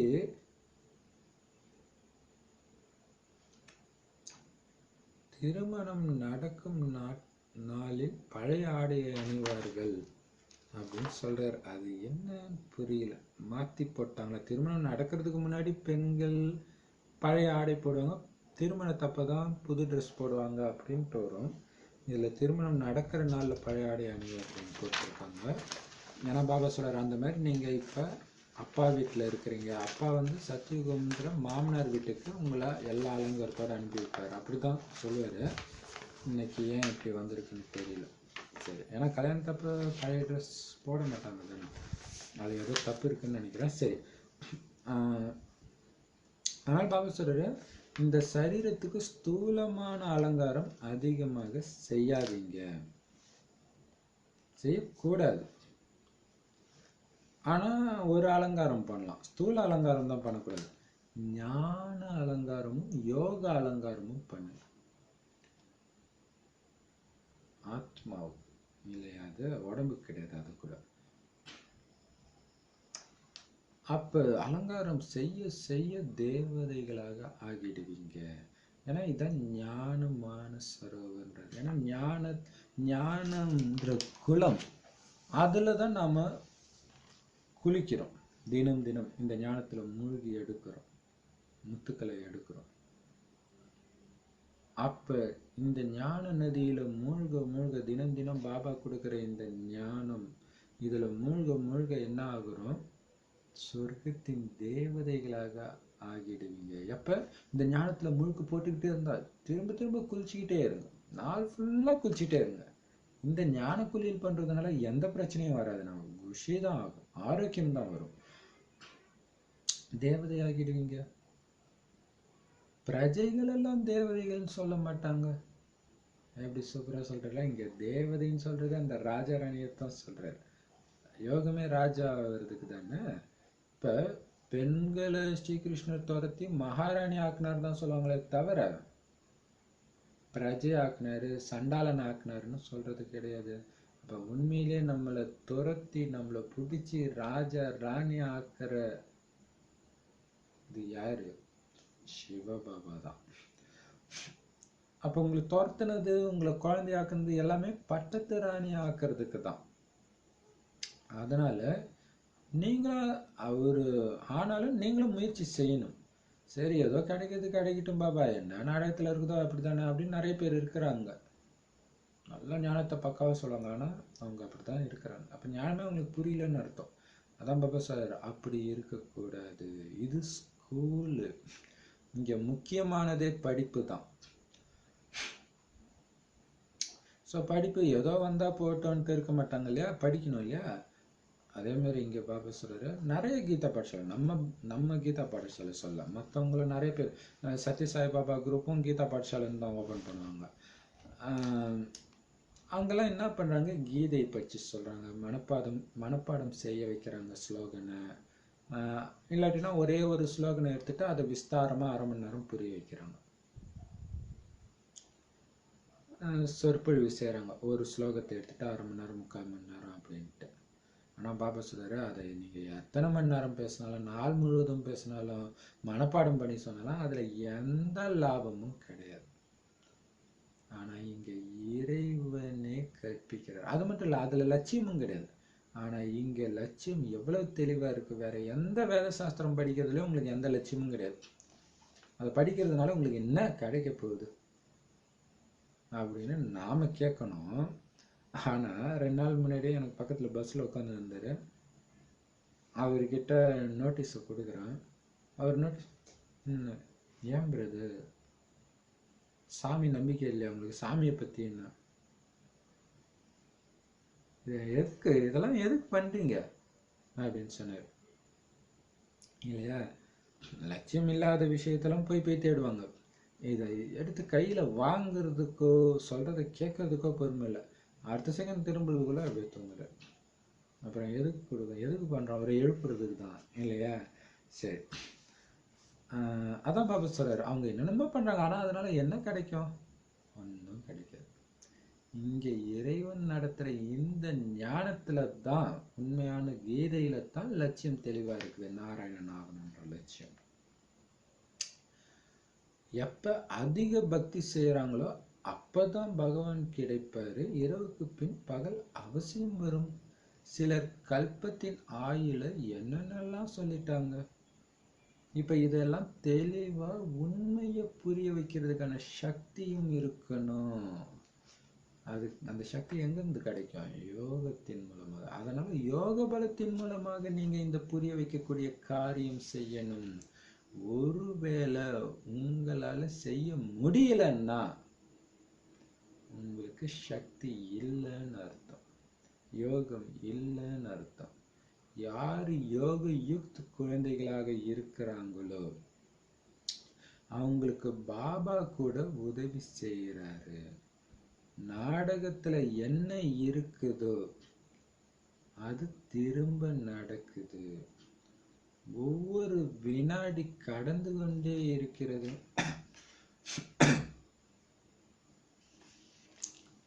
எப்படி சூப்பரா சொல்ல பாருங்க. டிக் டிக் என்று ஓடிக்கொண்டே இருக்கிறது. நாம ஸ்ரீமத் படி செயல்களை செய்கிறோம். ஸ்ரீமத் படி நடக்கவில்லை என்றால் சிரேஷ்டமானவராக முடியாது. வரிசைக்கிரமம் உள்ளதல்லவா? எல்லோரும் ஒன்றுபட வேண்டும் என்று இந்த மக்கள் நினைக்கிறார்கள். ஆனால் அதோடைய அர்த்தத்தை தெரிஞ்சுக்கல. என்ன ஒன்றுபட வேண்டும்? ஒரு தந்தை ஆகிவிட வேண்டுமா? அல்லது ஒரே சகோதரர்கள் ஆகிவிட வேண்டுமா என்ன? ஒருவேளை சகோதரர்களாக வேண்டும் என்று கூறினால் கூட ஒரு வகையில் சரிதான். ஸ்ரீமத் படி நாம் ஒன்றாக ஆக இயலும். நீங்கள் அனைவரும் ஒரு வழிப்படி நடக்கிறீர்கள். உங்களுடைய தந்தை, ஆசிரியர், குரு ஒருவர்தான். யார் முழுமையாக ஸ்ரீமத் படி நடப்பதில்லையோ அவங்க சிரேஷ்டமானவர்கள் ஆக இயலாது. ஒருவேளை முற்றிலுமாக நடக்கவில்லை என்றால் இல்லாமல் போய்விடுவார்கள். யார் தகுதியானவராக புத்திசாலியாக இருப்பார்களோ அவர்களைத்தான் பந்தயத்தில் ஈடுபடுத்துவார்கள். பெரிய பந்தயத்தில் நல்ல குதிரையை ஈடுபடுத்துவார்கள். ஏனென்றால் பந்தயம் கூட பெரிய அளவில் வைப்பார்கள். இது கூட மனித அஸ்பங்களின் பந்தயமாகும். இறைவனுக்கும் ஹுசேன் அதாவது குதிரை இருப்பதாக காமிக்கிறாங்க. 2 விதமான ஹிம்சைகள் உள்ளன. காம விகாரம் முதல் எண்ணில் உள்ளது.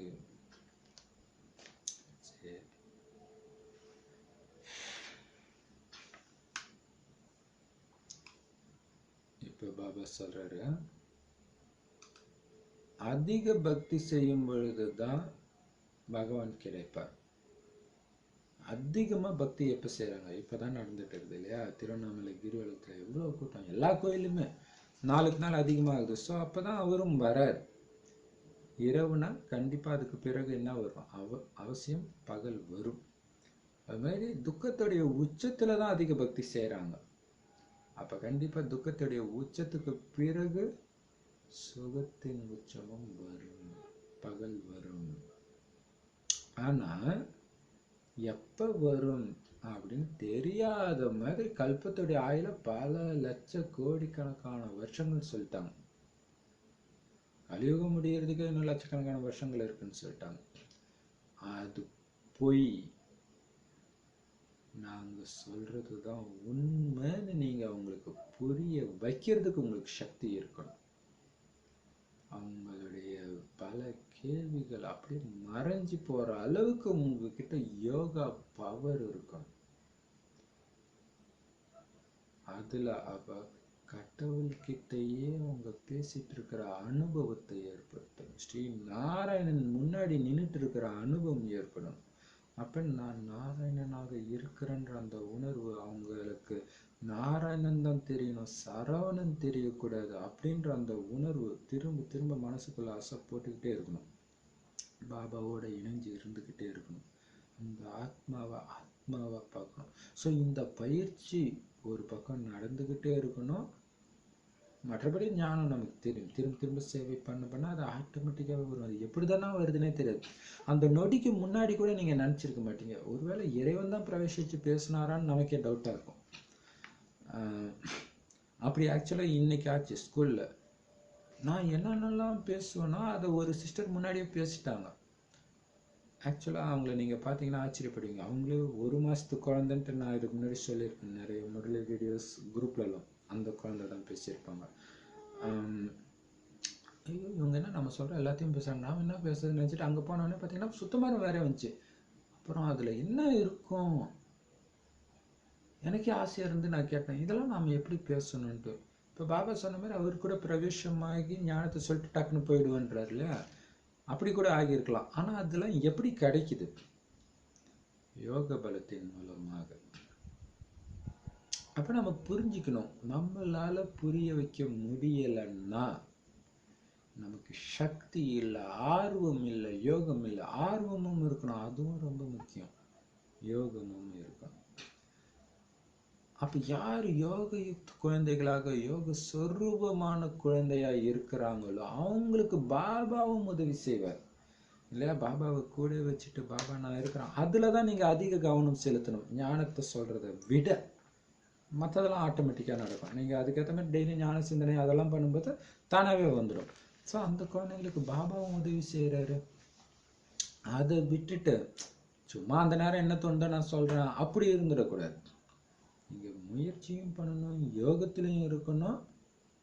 அப்போ பாபாவுடைய உதவி கிடைக்கும். ஏதோ கிடைச்சா போதும், ஏதோ நம்ம சொன்னது ஆயிடுச்சு அப்படி கொஞ்சத்தில் திருப்தி அடைஞ்சிடக்கூடாது. நாடகத்துல உள்ளது திரும்ப நடக்குது. ஒவ்வொரு வினாடியும் போயிட்டே இருக்குது. டிக் டிக் டிக் டிக்னா சினிமாவில் எப்படி ஒரு செகண்டுக்கும் அடுத்த காட்சி தானா வந்துக்கிட்டே இருக்குது. அது நாடகம். அந்த மாதிரி இங்கேயும் இருக்குது. நாமளும் பாபாவுடைய வழிப்படி பாபாவுடைய நினைவுல இருந்து செய்கிறோம். ஸ்ரீமத்தே இங்கே சொல்றது என்னன்னா பாபாவுடைய நினைவு தான். ஸோ அதுல இருந்து செய்கிறோம். அப்படி இல்லை ஸ்ரீமத் படி நடக்கலைன்னா உயர்ந்தவராக முடியாது. ஏன்னா வரிசைக்கிரமம் இருக்குது இல்லையா? அப்படின்ட்டு அந்த பாயிண்ட்டை முடிச்சுட்டு அடுத்த பாயிண்ட்டுக்கு வராரு. எல்லாம் ஒன்றுபடணுன்றாங்க. அதுக்கு என்னதான் அர்த்தம்னே அவங்களுக்கே தெரியலன்றார். அது என்ன ஒன்றுபடுறது? எல்லாரும் கடவுள் ஆயிட முடியுமா? தந்தை ஆயிட முடியுமா? முடியாது. சரி, எல்லோரும் ஒரே சகோதரர்கள் ஆகிடணுமா என்ன? ஒரே மாதிரி ஆக முடியுமா? சரி, சகோதரர்கள் ஆகனா கூட ஒரு விதத்துல சரி.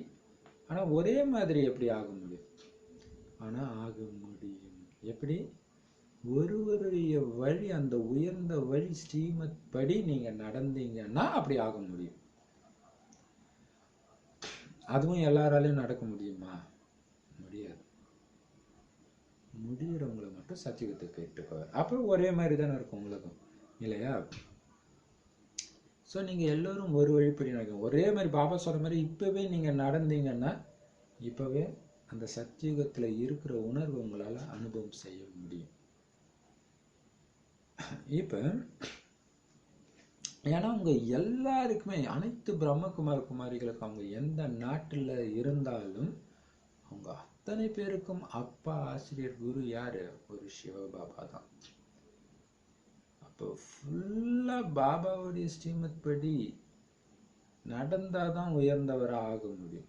நடக்கலைன்னா உயர்ந்தவராக ஆக முடியாது. சுத்தமாருமே அவர் சொல்ற எதுவுமே கேட்கலன்னா காணாம போயிடுவாங்கன்ற, இல்லாம போயிடுவாங்க. ஃபுல்லா அடைஞ்சா உயர்ந்த பதவி, கொஞ்சம் தான் பண்றீங்கன்னா கொஞ்சம் பதவி. ஆனா சுத்தமாருமே நீங்க ஃபாலோ பண்ணல அப்படின்னா காணாமலே போயிடுவீங்க, நிலைச்சி இருக்க முடியாது. யார் தகுதியான குழந்தைகளாக, புத்திசாலி குழந்தைகளாக இருக்கிறாங்களோ அவங்களதான் பந்தயத்துல ஓட வைப்பாங்க. ஏன்னா பெரிய பெரிய பந்தயத்துல நல்ல நல்ல குதிரையை தானே ஓட வைப்பாங்க. சின்ன பந்தயம்னா ஏதோ ஒரு ஓட்டாண்டி குதிரையை கூட ஓட வைப்பாங்க. ஸோ அந்த மாதிரி நாராயணன் பதவிக்காக ஓடுற அந்த ஓட்ட பந்தயத்துல நல்லா ஓடுற குதிரை, நல்லா சேவை செய்யற குதிரை, அந்த மாதிரி குதிரை தான் ஈடுபடுத்தப்படும். சேவையிலும் அந்த மாதிரி குதிரையை தான் ஈடுபடுத்தும். அப்படின்னா என்ன அர்த்தம்? அந்த மாதிரி ஆத்மாக்களைத்தான் அந்த சேவையில பாபா ஈடுபடுத்துவார். ஏன்னா நல்ல நல்ல குதிரை ஓடக்கூடிய பந்தயமும் பெரிய அளவுல இருக்கும். இது கூட மனித குதிரைகளின் பந்தயம். இதான் அஸ்வமேத, ராஜஸ்வ அஸ்வமேத யஜ்யம் சொல்றோம் இல்லையா? ஸோ மனித குதிரைகள் ராஜ்யத்தை அடையிறதுக்காக ஓடுற பந்தயம் இது.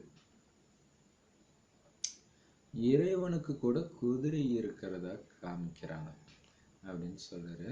ரெண்டு விதமான இம்சைகள் உள்ளன.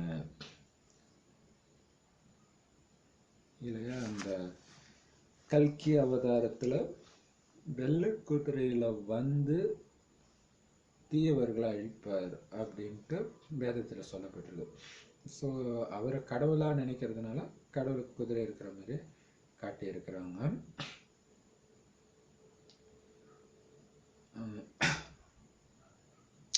ரெண்டு விதமான இம்சைகள் இருக்குது. அதுல முதல் இம்சை எது? காம விகாரம். அரைக்கல்பமாக தன்னையும் கொலை செய்து பிறரையும் கொலை செய்து வந்திருக்கிறார்கள். இந்த இம்சையை யாருமே அறியவில்லை. சந்நியாசிகள் கூட அப்படி புரிஞ்சுக்கல. இது விகாரம்னு மட்டும்தான் சொல்றாங்க. குழந்தைகளே, இந்த காம மகா எதிரி. இதுதான் உங்களுக்கு முதல் இடை கடையில் துக்கம் தரக்கூடியது அப்படின்னு தந்தை சொல்றாரு. நம்முடையது இல்லற மார்க்கம், ராஜ யோகம் என்பதையும் நிரூபித்து சொல்ல வேண்டும். உங்களுடையது ஹடயோகம். நீங்க சங்கராச்சாரியிடம் இருந்து ஹடயோகம் பயில்கிறீர்கள். நாங்கள் சிவாச்சாரியாரிடம் இருந்து ராஜயோகம் பயில்கிறோம். பின்னாளில் உங்களுடைய பிரத்யக்ஷத்தா, அதாவது வெளிப்பாடு அவசியம் ஏற்படும். தேவதைகள் 5000 வருடங்களில் 84 பிறவிகள் எடுக்கிறார்கள். கிறிஸ்தவர்கள் எத்தனை எடுப்பார்கள் என்று கேள்வி கேட்கிறார்கள். கிறிஸ்து பிறந்து 2000 ஆண்டுகள் ஆகிவிட்டன.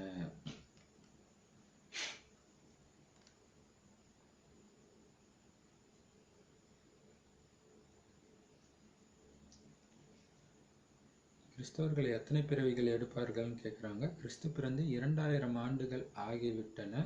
சராசரியாக அவர்கள் எத்தனை பிறவிகள் எடுத்திருப்பார்கள் என்று இப்ப கணக்கிடுங்கள். 30 அல்லது 32.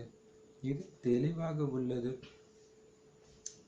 யார் அதிக சுகத்தை அனுபவிக்கிறார்களோ அவங்க தான் அதிக துக்கத்தையும் அனுபவிப்பார்கள்.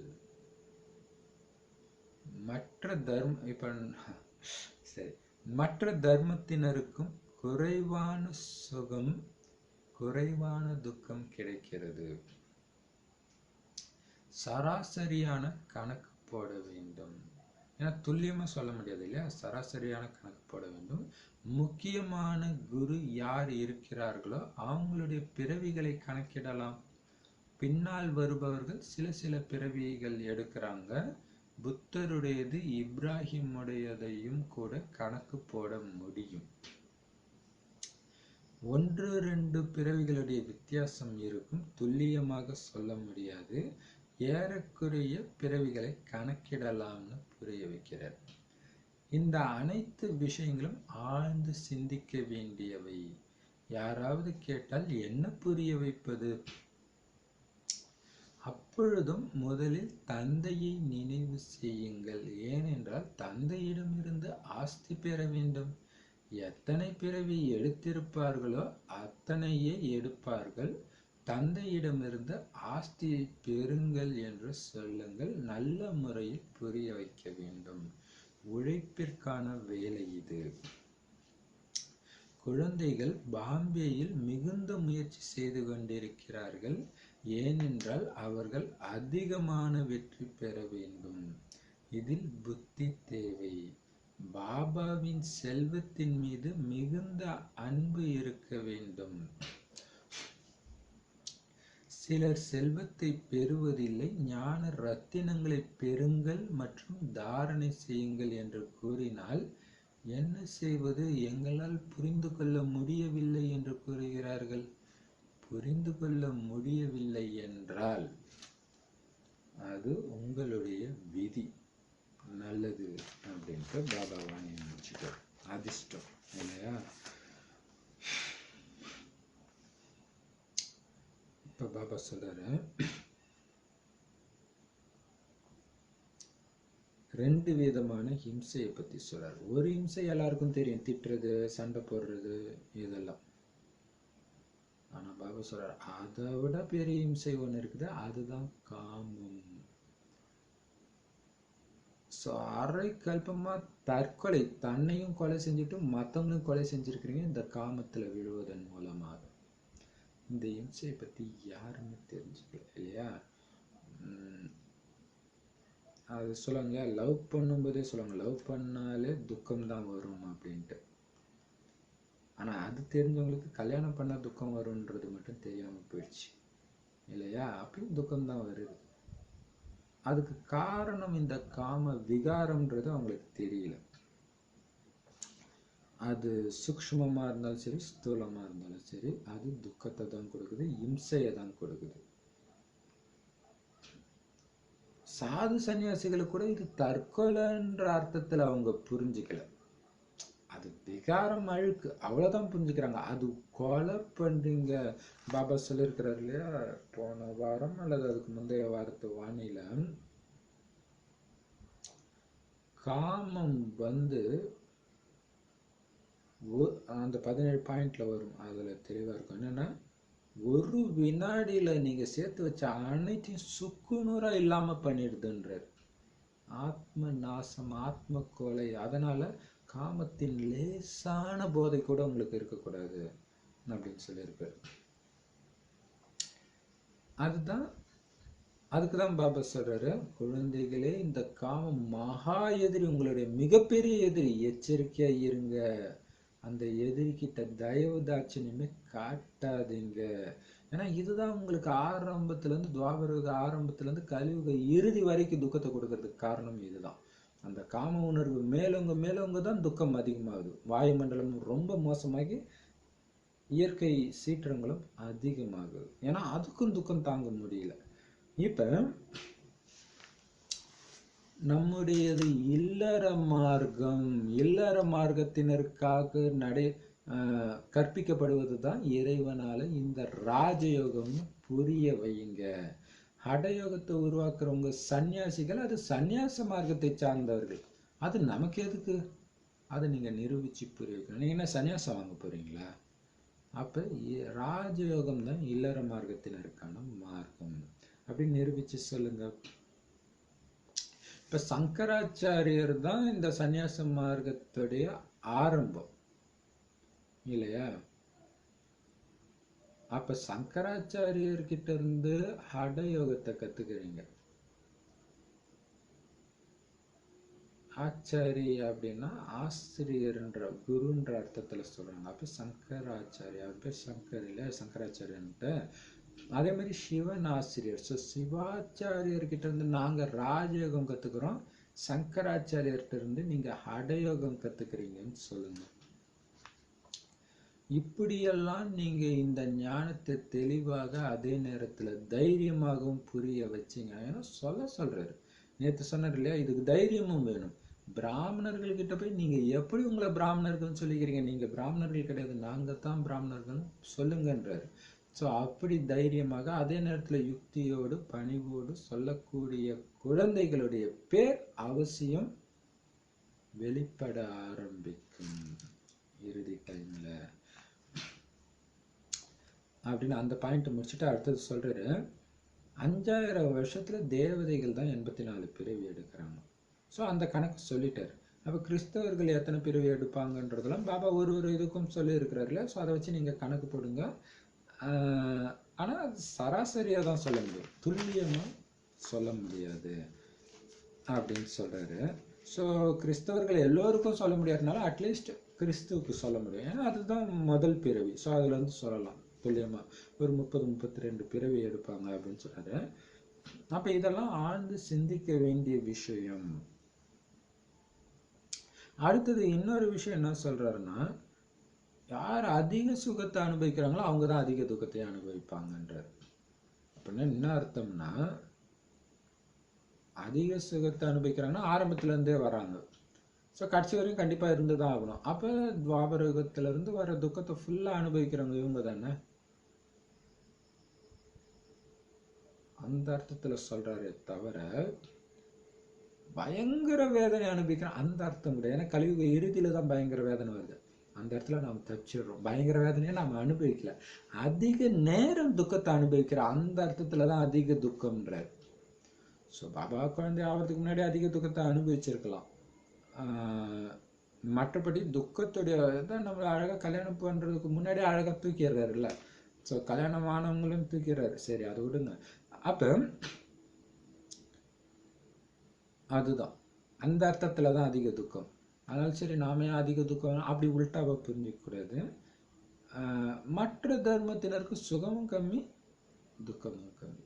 ஆக்சுவலாக அவங்களுக்கு சுகம், நமக்கு அதுவே ஒரு துக்கம் தான். ஏன்னா அந்தளவுக்கு சுகத்தை நாம் அனுபவிச்சிருக்கிறோம். ஆக்சுவலாக நமக்கு 3/4 பங்கு சுகம்னு சொல்லியிருக்கிறாரு இல்லையா, 1/4 பங்கு தான் துக்கம். அடுத்தது பாபா சொல்றாரு,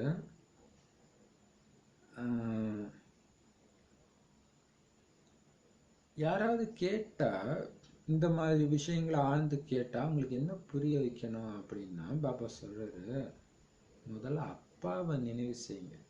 அவங்க எத்தனை பிறவி எடுத்தாங்களோ அதே பிறவி தான் எடுக்க போறாங்க. அதை தெரிஞ்சுட்டு என்ன பண்ண போறீங்க? அப்பாவை நினைவு செய்யுங்க. அதன் மூலமா தான் உங்களுக்கு ஆஸ்தி கிடைக்கும். அதனால நேரம், ஏன்னா பாபா சொல்லியிருக்கிறாரு ஒரு பிறலை, இதெல்லாம் சொன்னாலும் கூட ஆழ்ந்து சிந்திக்கிற மாதிரி இருந்தா கூட அது நமக்கு தேவையில்லாது. அப்பாவை நினைக்கிறது தான் மெயின். அதனால முதல்ல அந்த அறிமுகத்தை கொடுங்கன்றாரு.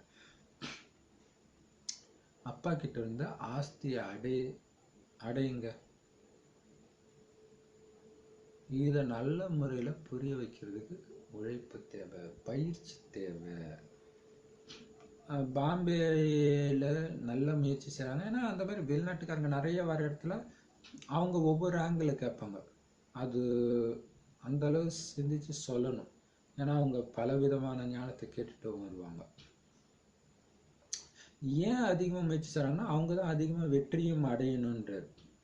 ஏன்னா அவங்க அந்த ஃபாரினர்ஸை உருவாக்குறத வச்சு தான் அந்த வெளிநாட்டினரின் மூலமாக தான் பாபாவுடைய பிரத்யக்ஷத்தை வெளியாகும்னு சொல்லியிருக்கிறார்.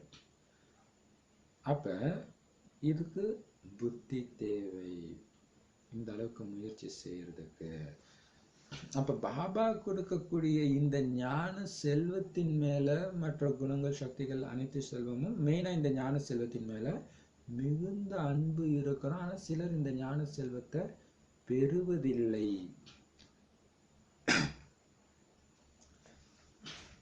வாங்கிக்கிறது இல்லை இல்லையா, முரளி கிளாஸ்க்கு வர்றதில்லை, அந்த மாதிரி இருக்கலாம். பாபா சொல்ற ஞான ரத்தினங்களை பெற்றுக்கொள்ளுங்கள், அதை தாரணை செய்யுங்க, அலங்காரப்படுத்திக்கோங்க. தாரணை செய்யறது தான் அலங்காரப்படுத்திக்கிறது அப்படின்னு சொன்னா, ஒரு சிலர் என்ன சொல்றாங்கன்னா, நீங்க சொல்றீங்க பாபா, ஆனா நான் என்ன பண்றது பாபா, நீங்க சொல்றது என்னால புரிஞ்சிக்க முடியலையே அப்படின்றாங்களாம். அப்ப புரிஞ்சிக்க முடியாத அளவுக்கு உங்களுடைய பாவ சுமை உங்க தலையில இருக்குது. அதுக்கு நான் என்ன பண்ண முடியும், அது உங்களுடைய விதின்ற. ஸோ இங்கே அதிர்ஷ்டமும் இருக்குது இல்லையா. நல்லது. இனிமையிலும் இனிமையான தேடி கண்டெடுக்கப்பட்ட செல்லமான குழந்தைகளுக்கு தாய் தந்தை பாப்தாதாவின் அன்பு நினைவுகள் மற்றும் காலை வணக்கம். ஆன்மீக குழந்தைகளுக்கு ஆன்மீக தந்தையின் நமஸ்காரம். ஆன்மீக தாய் தந்தைக்கு ஆன்மீக குழந்தைகளின் அன்பு நினைவுகள் மற்றும் நமஸ்தே. தாரணைக்கான முக்கிய சாரம், சரீரத்தை நன்றாக வைத்துக் கொள்வதற்காக ஞான யோகத்தினுடைய தாரணை செய்யணும். எந்த ஒரு பொருள் மீதும் பேராசை வைக்கக்கூடாது. இந்த ஞான யோகத்தின் மூலம் அலங்கரிக்கணும். ஸ்தூல அலங்காரத்தினால உங்க தேகத்தை, பழைய தேகத்தை அலங்காரம் செய்யக்கூடாது. அப்ப இது பழைய சரீரம் தான், ஆனா இதை நல்லா வச்சுக்கினா என்ன பண்ணும், ஞான யோகம் பக்காவாயிடுச்சிங்கன்னா தான் நல்லா இருக்கும். இல்லாட்டினா இன்னும் போக போக இன்னும் கெட்டு தான் போகும். மற்றபடி அலங்காரப்படுத்துதல நேரத்தை வீணாக்காதீங்கன்னு சொல்லிட்டாரு பாபா. அடுத்தது, அதாவது விலை உயர்ந்த ஆடை போடுறது,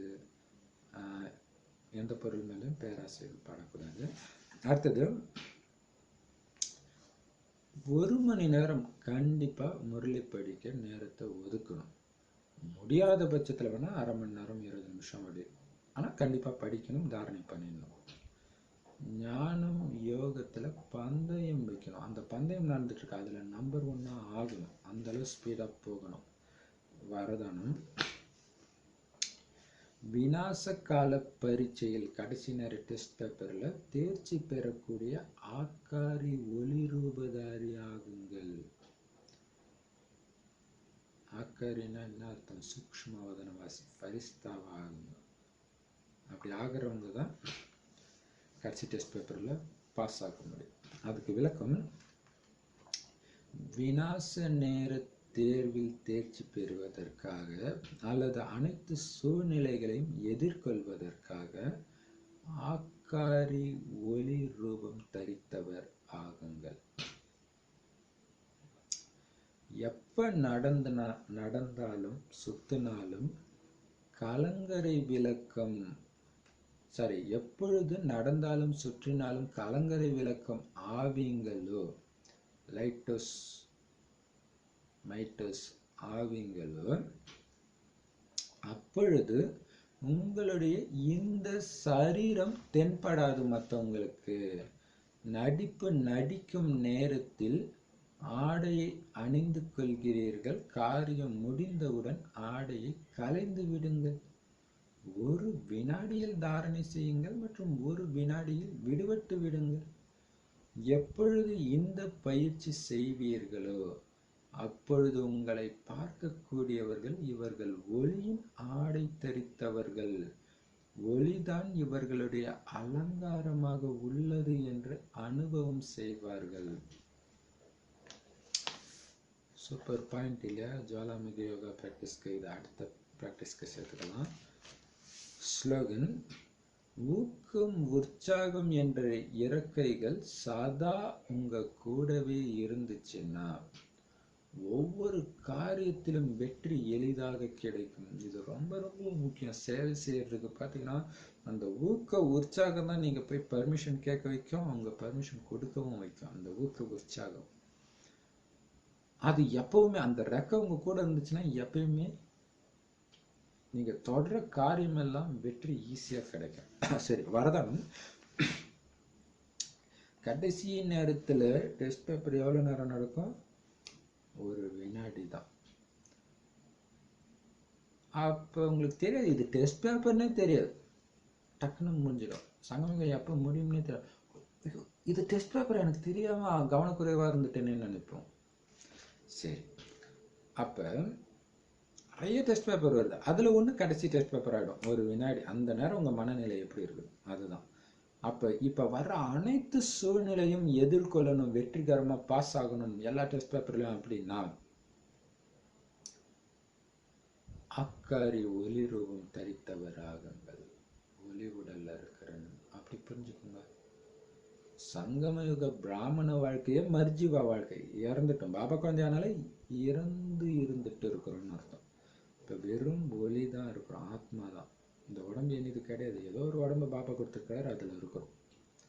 ஸோ அந்த ஒளி உடல் அணிஞ்சு இருக்கிறோம். இப்ப பாபா சொல்றாரு, ஸோ அப்படி இருந்தீங்கன்னா எந்த டெஸ்ட் பேப்பரையும் டக் டக்குன்னு காணும். அப்போ இங்கே இருக்க கூட அப்படியே பறந்துக்கிட்டே இருக்கணும்.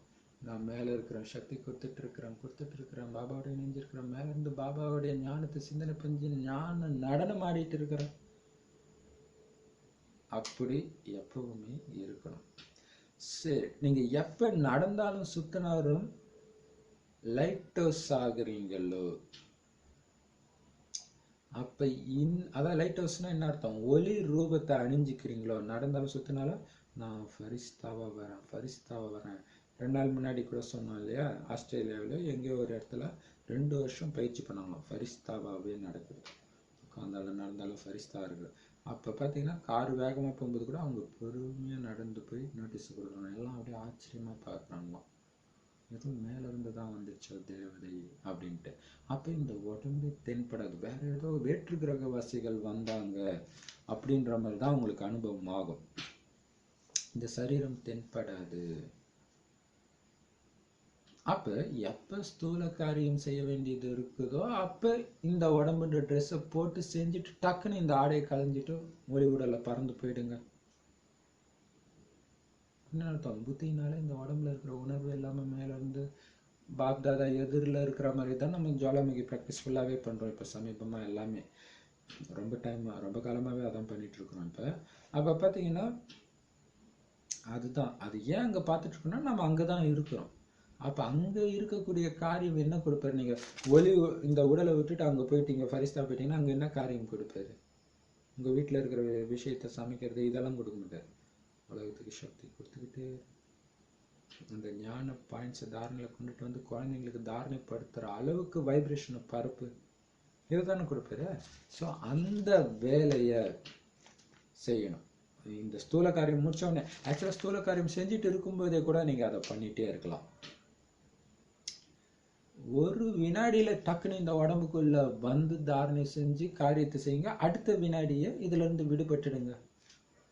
ஸோ அப்படி ஒரு வினாடியில் இந்த உடம்புல வந்துட்டு டக்குன்னு விடுபடுற பயிற்சி எப்போ நீங்கள் செய்கிறீங்களோ அப்போ உங்களை பார்க்குறவங்களுக்கு என்ன அனுபவம் ஆகும்னா, இவங்க ஒளியின் ஆடை தான் அணிஞ்சிருக்கிறாங்க, ஒளி தான் இவங்களுடைய அலங்காரமாக இருக்குதுன்னு அனுபவம் செய்வாங்க. சூப்பர் இல்லையா?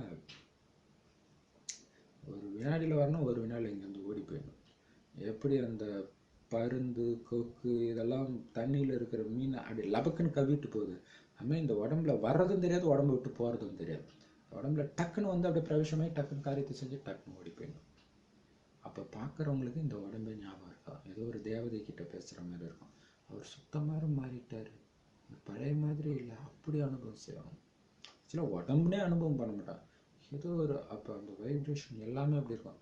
நான் உடம்புல இல்லை, இந்த உலகத்தில் இல்லை, ஒளி உலகத்தில் தான் இருக்கேன், ஆனால் பரந்தாமத்தில் இருக்கேன். அந்த பயிற்சி பண்ணிங்கன்னா பார்க்குறவங்களுக்கும் அதே அனுபவமாகுன்றது.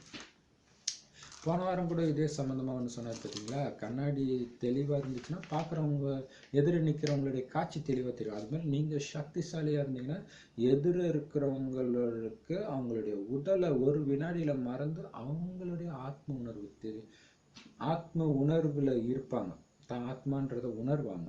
ஸோ அந்த மாதிரி சக்திசாலியாக ஆகுங்க. அதுக்காக வீண் விஷயங்கள்லேருந்து விடுபடுங்கன்னா இப்போவும் அந்த வீண் விஷயத்துலேருந்து விடுபட்டால் தான் உங்களால் லேசாக பறக்க முடியும். அப்போ இவங்க பறந்துட்டு இருக்கிறவங்க ஒளி உடல் அணிஞ்சிருக்கிறாங்க, இந்த ஸ்தூல உடல்லே இல்லை அப்படின்னு அனுபவம் ஆகும் அப்படின்னு சூப்பரான வரதனம். ஸ்லோகன் ஏற்கனவே சொன்ன மாதிரி ஊக்கம் உற்சாகன்ற ரெக்கை எப்பவுமே உங்கள் கூட இருந்தால் நீங்கள் பறந்துக்கிட்டே இருப்பீங்க, நீங்கள் தொட்டதெல்லாம் வெற்றி அடைஞ்சிட்டே இருக்கும். ஓம் சாந்தி. சூப்பரான வானிலை பல தடவை படிங்க.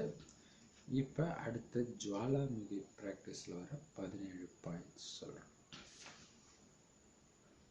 சரி, ஆக்சுவலாக நான் என்ன நினச்சேன்னா இதை இப்படியே காட்டினா உங்களுக்கு தெரியும் அப்படின்னு நினச்சேன்.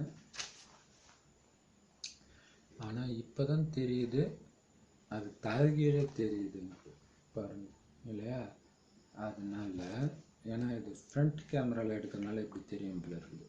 பேக் கேமராவில் எடுத்தால் கிளியராக தான் தெரியும்னு நினைக்கிறேன். ஏன்னா ஃபோட்டோ எடுக்கும்போது கரெக்டாக தான் தெரியுது. ஸோ முடிஞ்சால் நான் ஃபோட்டோ எடுத்து அந்த யூடியூப் வீடியோவுக்கு கீழே அந்த ஃபோட்டோவுடைய லிங்க் அனுப்புகிறேன். அது எப்படி எடுக்கிறதுன்னு எனக்கு தெரியல, தெரிஞ்சால் நான் அனுப்புகிறேன். அப்படி எனக்கு உங்களுக்கு தெரிஞ்சாலும் சொல்லுங்கள், ஒருவேளை எனக்கு எப்படியாவது எடுக்க ட்ரை பண்ணுறேன், இல்லாட்டினா நீங்கள் சொல்லுங்கள். சரி, ஜுவாலாமுகி யோகா ப்ராக்டிஸ். முதல் பாயிண்ட் எல்லாமே 2 வாரமாக வந்த முரளியிலிருந்து எடுக்கப்பட்ட பாயிண்ட்டு தான், குறிப்பாக ஞாயிற்றுக்கிழமை முரளியிலிருந்து. ஃபர்ஸ்ட் பாயிண்ட்டு, சங்கம யுகத்துடைய மிகப்பெரிய பொக்கிஷங்கள் என்னன்னா நேரம், உயர்ந்த எண்ணங்கள், அனைத்து சக்திகள், ஞான ரத்தினங்கள், குணங்கள், ஏன் சுவாசம் கூட. ஏன்னா பாபாவுடைய நினைவால் இருக்கிறதுனால அதுவுமே பயன் கொடுக்கக்கூடியதாக இருக்கு.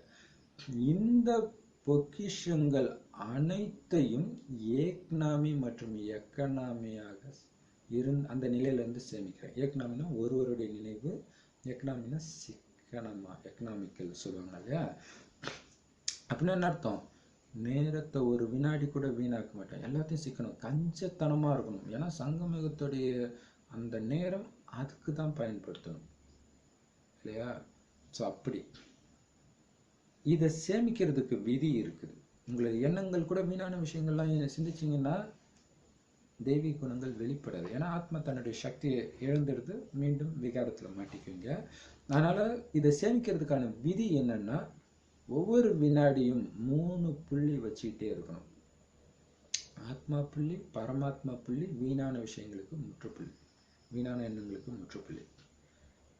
இதன் கூடவே ஏதாவது ஒரு ஞான கருத்தும் ஆசைப்படணும். ஸோ அதுவே இந்த 3 பாயிண்ட்ல அதுவுமே வரும். ஸ்வமானம், பாபாவுடைய நினைவு, வீணானதுக்கு முற்றுப்புள்ளி. எப்படியும் பாபாவுடைய ஞான பாயிண்ட்டை வச்சு தான் நம்ம பண்ணுறோம். ஸோ அதை விட்டுட்டு ஸ்வமானத்துக்கு பதில் அது ஸ்வமானம் இந்த ஞான பாயிண்ட்டு தான். ஸோ நான் புள்ளி, பாபா புள்ளி, வீணானதுக்கு முற்றுப்புள்ளி.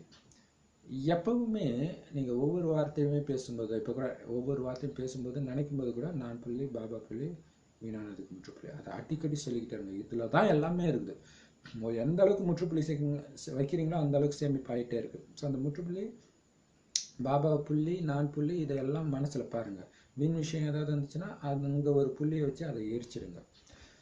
ஸோ அடிக்கடி இதை சொல்லிகிட்டே இருங்க. இது சேமிக்கிறதுக்கான விதி. இந்த பொக்கிஷங்கள், சங்கமேகத்துடைய பொக்கிஷங்களை அதை இழக்கிறதுக்கும் ஒரு விதி இருக்குது. அதை தெரிஞ்சுக்கிட்டு அதை செய்யாமல் இருப்போமே. என்ன விதி? கேள்விக்குறி, ஆச்சரியக்குறி. எதுவுமே ஏன் அப்படின்னு வந்துச்சு, இந்த கேள்விக்குறியே இருக்கக்கூடாது. கேள்விக்கு ஏன் என்ற கேள்வி இல்லாமல், ஏன் என்ற கேள்வி இல்லாமல் நம்ம ஒரு பாட்டு வரும், எம்ஜிஆர் பாட்டு. ஆனால் கேள்வி கேட்டு தான் உலகம் வீணாக போச்சு இல்லையா? அது தெரியல அவங்களுக்கு. இப்போ பாபா சொல்றாரு, கேள்விக்குரியும் வேணாம், ஆச்சரியக்குரியும் வேணாம். ஆச்சரியக்குரியனா ஐயோ அப்படியே, அப்புறம் என்ன ஆச்சு? அது தெரிஞ்சுட்டு என்ன பண்ண போறீங்க? ஆத்மக்கு சக்தி போயிடும். சங்கமேகம் அதுக்கு இருக்குது. உலகத்துடைய முதலீடை கடை தெரிஞ்சுட்டேன். இதை விட பெரிய ஞானம் எதுவும் கிடையாது. இறைவனே கிடைச்சிட்டா எல்லாம் கிடைச்ச மாதிரி. அதனால அந்த ஆர்வமே உங்களுக்கு இருக்கக்கூடாது உலகில் விஷயம். அதனால இந்த சங்கமேக பொக்கிஷத்துடைய மகத்துவத்தை எப்பயுமே உங்க புத்தியில எதிரில் வச்சு இந்த பொக்கிஷத்தை வீணாகவும் சாதாரணமாகவும் இழக்காம பயனுள்ளதா ஆக்குது. இதுதான் ஃபர்ஸ்ட் பாயிண்ட். இவ்வளோ பெரிய பாயிண்டா இருக்குது. இல்லை, நான் ஃபோட்டோ எடுத்து அனுப்புகிறேன். இதை ஒரே பாயிண்ட்டே 1 மணி நேரம் அல்லது அரை மணி நேரம் சொல்லிட்டு அடுத்த பாயிண்ட்டுக்கு போங்க. அது அரை மணி நேரம் சொல்லிட்டு அடுத்த பாயிண்ட், அது அரை மணி நேரம் அடுத்த பாயிண்ட் ஃபுல்லாக முடிச்சதுக்கப்புறம் எல்லா பாயிண்ட்டையும் ஞாபகம் வைக்க ட்ரை பண்ணுங்க. 5 நிமிஷம் ஒரு பாயிண்ட்ல. ஸோ செம சுகமாக இருக்கும். எப்படிப்பட்ட டெஸ்ட் பேப்பராக இருந்தாலும் நீங்கள் வெளியே வந்து ஆனால் அனுபவிச்சு சொல்லணும். ஸோ அதை இப்போ இதை பாயிண்ட்டை ஞாபகம் வச்சுட்டு இருக்கும்போது இதை நான் பண்ணுறேன், நானும் ஆட்டோமேட்டிக்காக செக் பண்ணிக்கிட்டே இருக்கணும். அதுதான் சொரூபத்தில் கொண்டுட்டு வர்றது, தாரணை பண்ணுறது. சரி, ஃபர்ஸ்ட் பாயிண்ட் ஞாபகம் இருக்கு இல்லையா?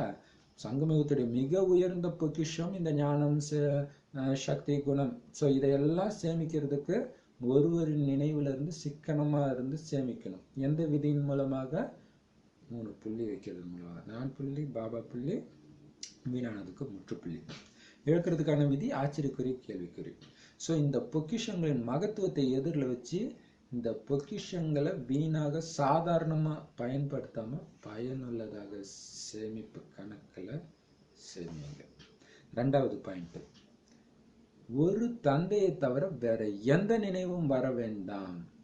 அதனால நான் பந்தனமற்றவன்ற இந்த வரதானத்தை எப்பவுமே ஞாபகத்தில் வச்சிங்கன்னா நீங்களும் லேசா இருப்பீங்க. மாயாவின் வலையில இருக்கிற முழு உலகத்தையும் லேசாக்கி, இல்லையா, முழு உலகத்தையும் மாயாவின் வலையிலிருந்து விடுவிச்சு லேசாக்கிற சேவை செய்வீங்க. எப்ப? நீங்க லேசா இருந்தாதான். அப்ப நீங்க லேசா இருக்குன்னா என்ன பண்ணும்? ஒரு பாபாவுடைய நினைவை தவிர வேற எதுவுமே வரக்கூடாது. பாபா கிட்ட மட்டும்தான் பேசணும், பாபா கூட தான் சாப்பிடணும், பாபாவோட தான் எல்லாமே. உங்க உலகமே பாபா தான். அப்பதான் வேற எந்த நினைவும் வராது. அப்ப நான் பந்தனமற்றவன், அதுவும் உங்களுக்கு ஞாபகம் இருந்துகிட்டே இருக்கணும். அப்பதான் நீங்க லேசா இருப்பீங்க. மாயாவுடைய வலையிலிருந்து நீங்களும் விடுபட்டிருப்பீங்க, மற்றவங்களும் விடுபட வைக்கக்கூடிய சேவை செய்வீங்க. இது 2வது பாயிண்ட். 3வது பாயிண்ட், ஒவ்வொரு அடியிலும் சிவபாபா கிட்ட வழி கேட்கிறேன். ஒவ்வொரு அடியிலையும் தண்ணி குடிக்கணும், பாபாவுடைய நினைவு. சும்மா உட்காந்தா கூட பாபா நான் இப்போ முன்னாடி ஸ்ரீமத் படியே இருக்கிறேன்னா, ஏன் சும்மா உட்காரக்கூடாது? சங்கமேகத்தில் சக்தி கொடுத்துக்கிட்டே இருக்கணும், சூக்ஷ்மவதனவாசியாக பறந்துக்கிட்டே இருக்கணும் இல்லையா? ஸோ ஒவ்வொரு இதுக்கும் அது மாதிரி வழி. துக்கம் கொடுக்காம இருக்கணும். இந்த ஞான பாயிண்ட்ஸ் எல்லாமே பாபாவுடைய வழி தான். இப்போ ஒவ்வொரு காரியம் செய்யும் போதும் பாபா இது நீ நினைக்கிற மாதிரி ஸ்ரீமத் படி சார் நான் செய்கிறேன்ட்டு அந்த வாணி பாயிண்ட்ஸ் வச்சு நீங்கள் தாரணை செய்யுங்க. அதுலேருந்து கேட்கணும். போய் பாபா குழந்தைகிட்ட போய் கேட்கக்கூடாது. ஏன்னா பாபா குழந்தைக்கே இதை தாரணை பண்ணலைன்னா அது பண்ணுற தப்பு தான் சொல்லும், அல்லது அதுக்கு சாதகமான பதிலை சொல்லும். ஸோ பாபா கிட்ட மட்டும் கேளுங்க, வேற யார்கிட்டையும் கேட்காதீங்கன்னு பாபா அடிக்கடி சொல்றது அதுக்கு தான். 4வது, இந்த பழைய உலகம் மற்றும் பழைய உலகத்துடைய மனிதர்கள் அழிஞ்சிட்டாங்கன்ற நிச்சயம் உங்க புத்தியில நிரந்தரமா இருந்துச்சுன்னா இதன் மீது உள்ள மோகம் அழிஞ்சிடும். இது ஏற்கனவே நம்ம ஒரு ப்ராக்டிஸ் பண்ணோம் இல்லையா? இப்ப இறந்து கிடக்குறாங்க, இது ஒரு சுடுகாடு மாதிரி. அப்ப எதன் மீதும் நமக்கு பற்று இருக்காது. சுடுகாட்டுல என்ன எலும்பு குண்டு மேல நமக்கு பற்று வரப்போகுது? அப்ப எல்லோருமே இறந்துட்டாங்க, ஆனா ஆத்மா அழியாதது. அது ஒளி உடலை எடுத்து உங்க எதிரில் வர்றதா நினைச்சிட்டு பேசுங்க தொடர்புல வர்றவங்க. அப்ப அவங்க மேல வெறுப்பும் வராது, பற்று மோகமும் வராது. அப்ப அது அழிஞ்சிடும் அந்த மோகம். எப்ப இது அழிஞ்சிடுச்சுன்ற ஞாபகம், அழிய போகுது இல்லை, அழிஞ்சிடுச்சு ஆல்ரெடி அப்படின்றது சதா மைண்ட்ல ஞாபகம் வச்சுக்கோங்க. சுடுகாட்டுல இருக்கிற சிவன் சுடுகாட்டு சித்தன்றாங்க, சிவனோட சேர்ந்து சுடுகாட்டுல தான் பார்வதி ஆகிய நாம நடனம் ஆடுறோம், ஞான நடனம். 5வது பாயிண்ட், தன்னுடைய சரீரத்தை பத்தி கூட சிந்திக்காம யார் ஆன்மீக சேவை செய்யறாங்களோ அவங்க மட்டும்தான் பாபாவுடைய குழந்தைங்க. பிரம்மகுமாரிகள் எல்லாரும் பாபா குழந்தை கிடையாது சேவை செய்யலன்னா. சம பாயிண்ட் இது இல்லையா? அப்ப இந்த மாதிரி சேவாதாரி குழந்தைங்க எப்பவுமே ஆன்மீக ஞானத்தை மட்டுமே சொல்லிக்கிட்டு சதா குஷியில இருப்பாங்க. அவங்களுக்கு சேவையும் குஷி, ஞானத்தை பேசுறதும் குஷி, அப்படி இருப்பாங்க. ஆனால் தானும் தூய்மையாகாம மற்றவங்களையும் தூய்மையாக்குற சேவை செய்யாதவங்களை பாபாவும் கடைசி நேரத்துல பார்த்தும் பார்க்காம இருந்துடுவாரு. அதனால அவங்க தண்டனை அனுபவிச்சு வேலைக்காரனா வருவாங்க, சத்தியுகத்திலேயோ திரேதாயுகத்திலேயோ. யாரு தூய்மையாக்குற சேவை செய்யறாங்களோ அவங்க தான் முழு உலகத்துக்கும் எஜமானர் ஆவாங்க. ஏன்னா அவங்க தான் உண்மையிலே பாபாவுடைய குழந்தை. சூப்பர் பாயிண்ட் இல்லையா? சேவையுடைய முக்கியத்துவம். ஸோ இந்த மாதிரி பாயிண்ட்லாம் இருக்கும்போது உங்களால் சேவை செய்யாமல் இருக்கவே முடியாது.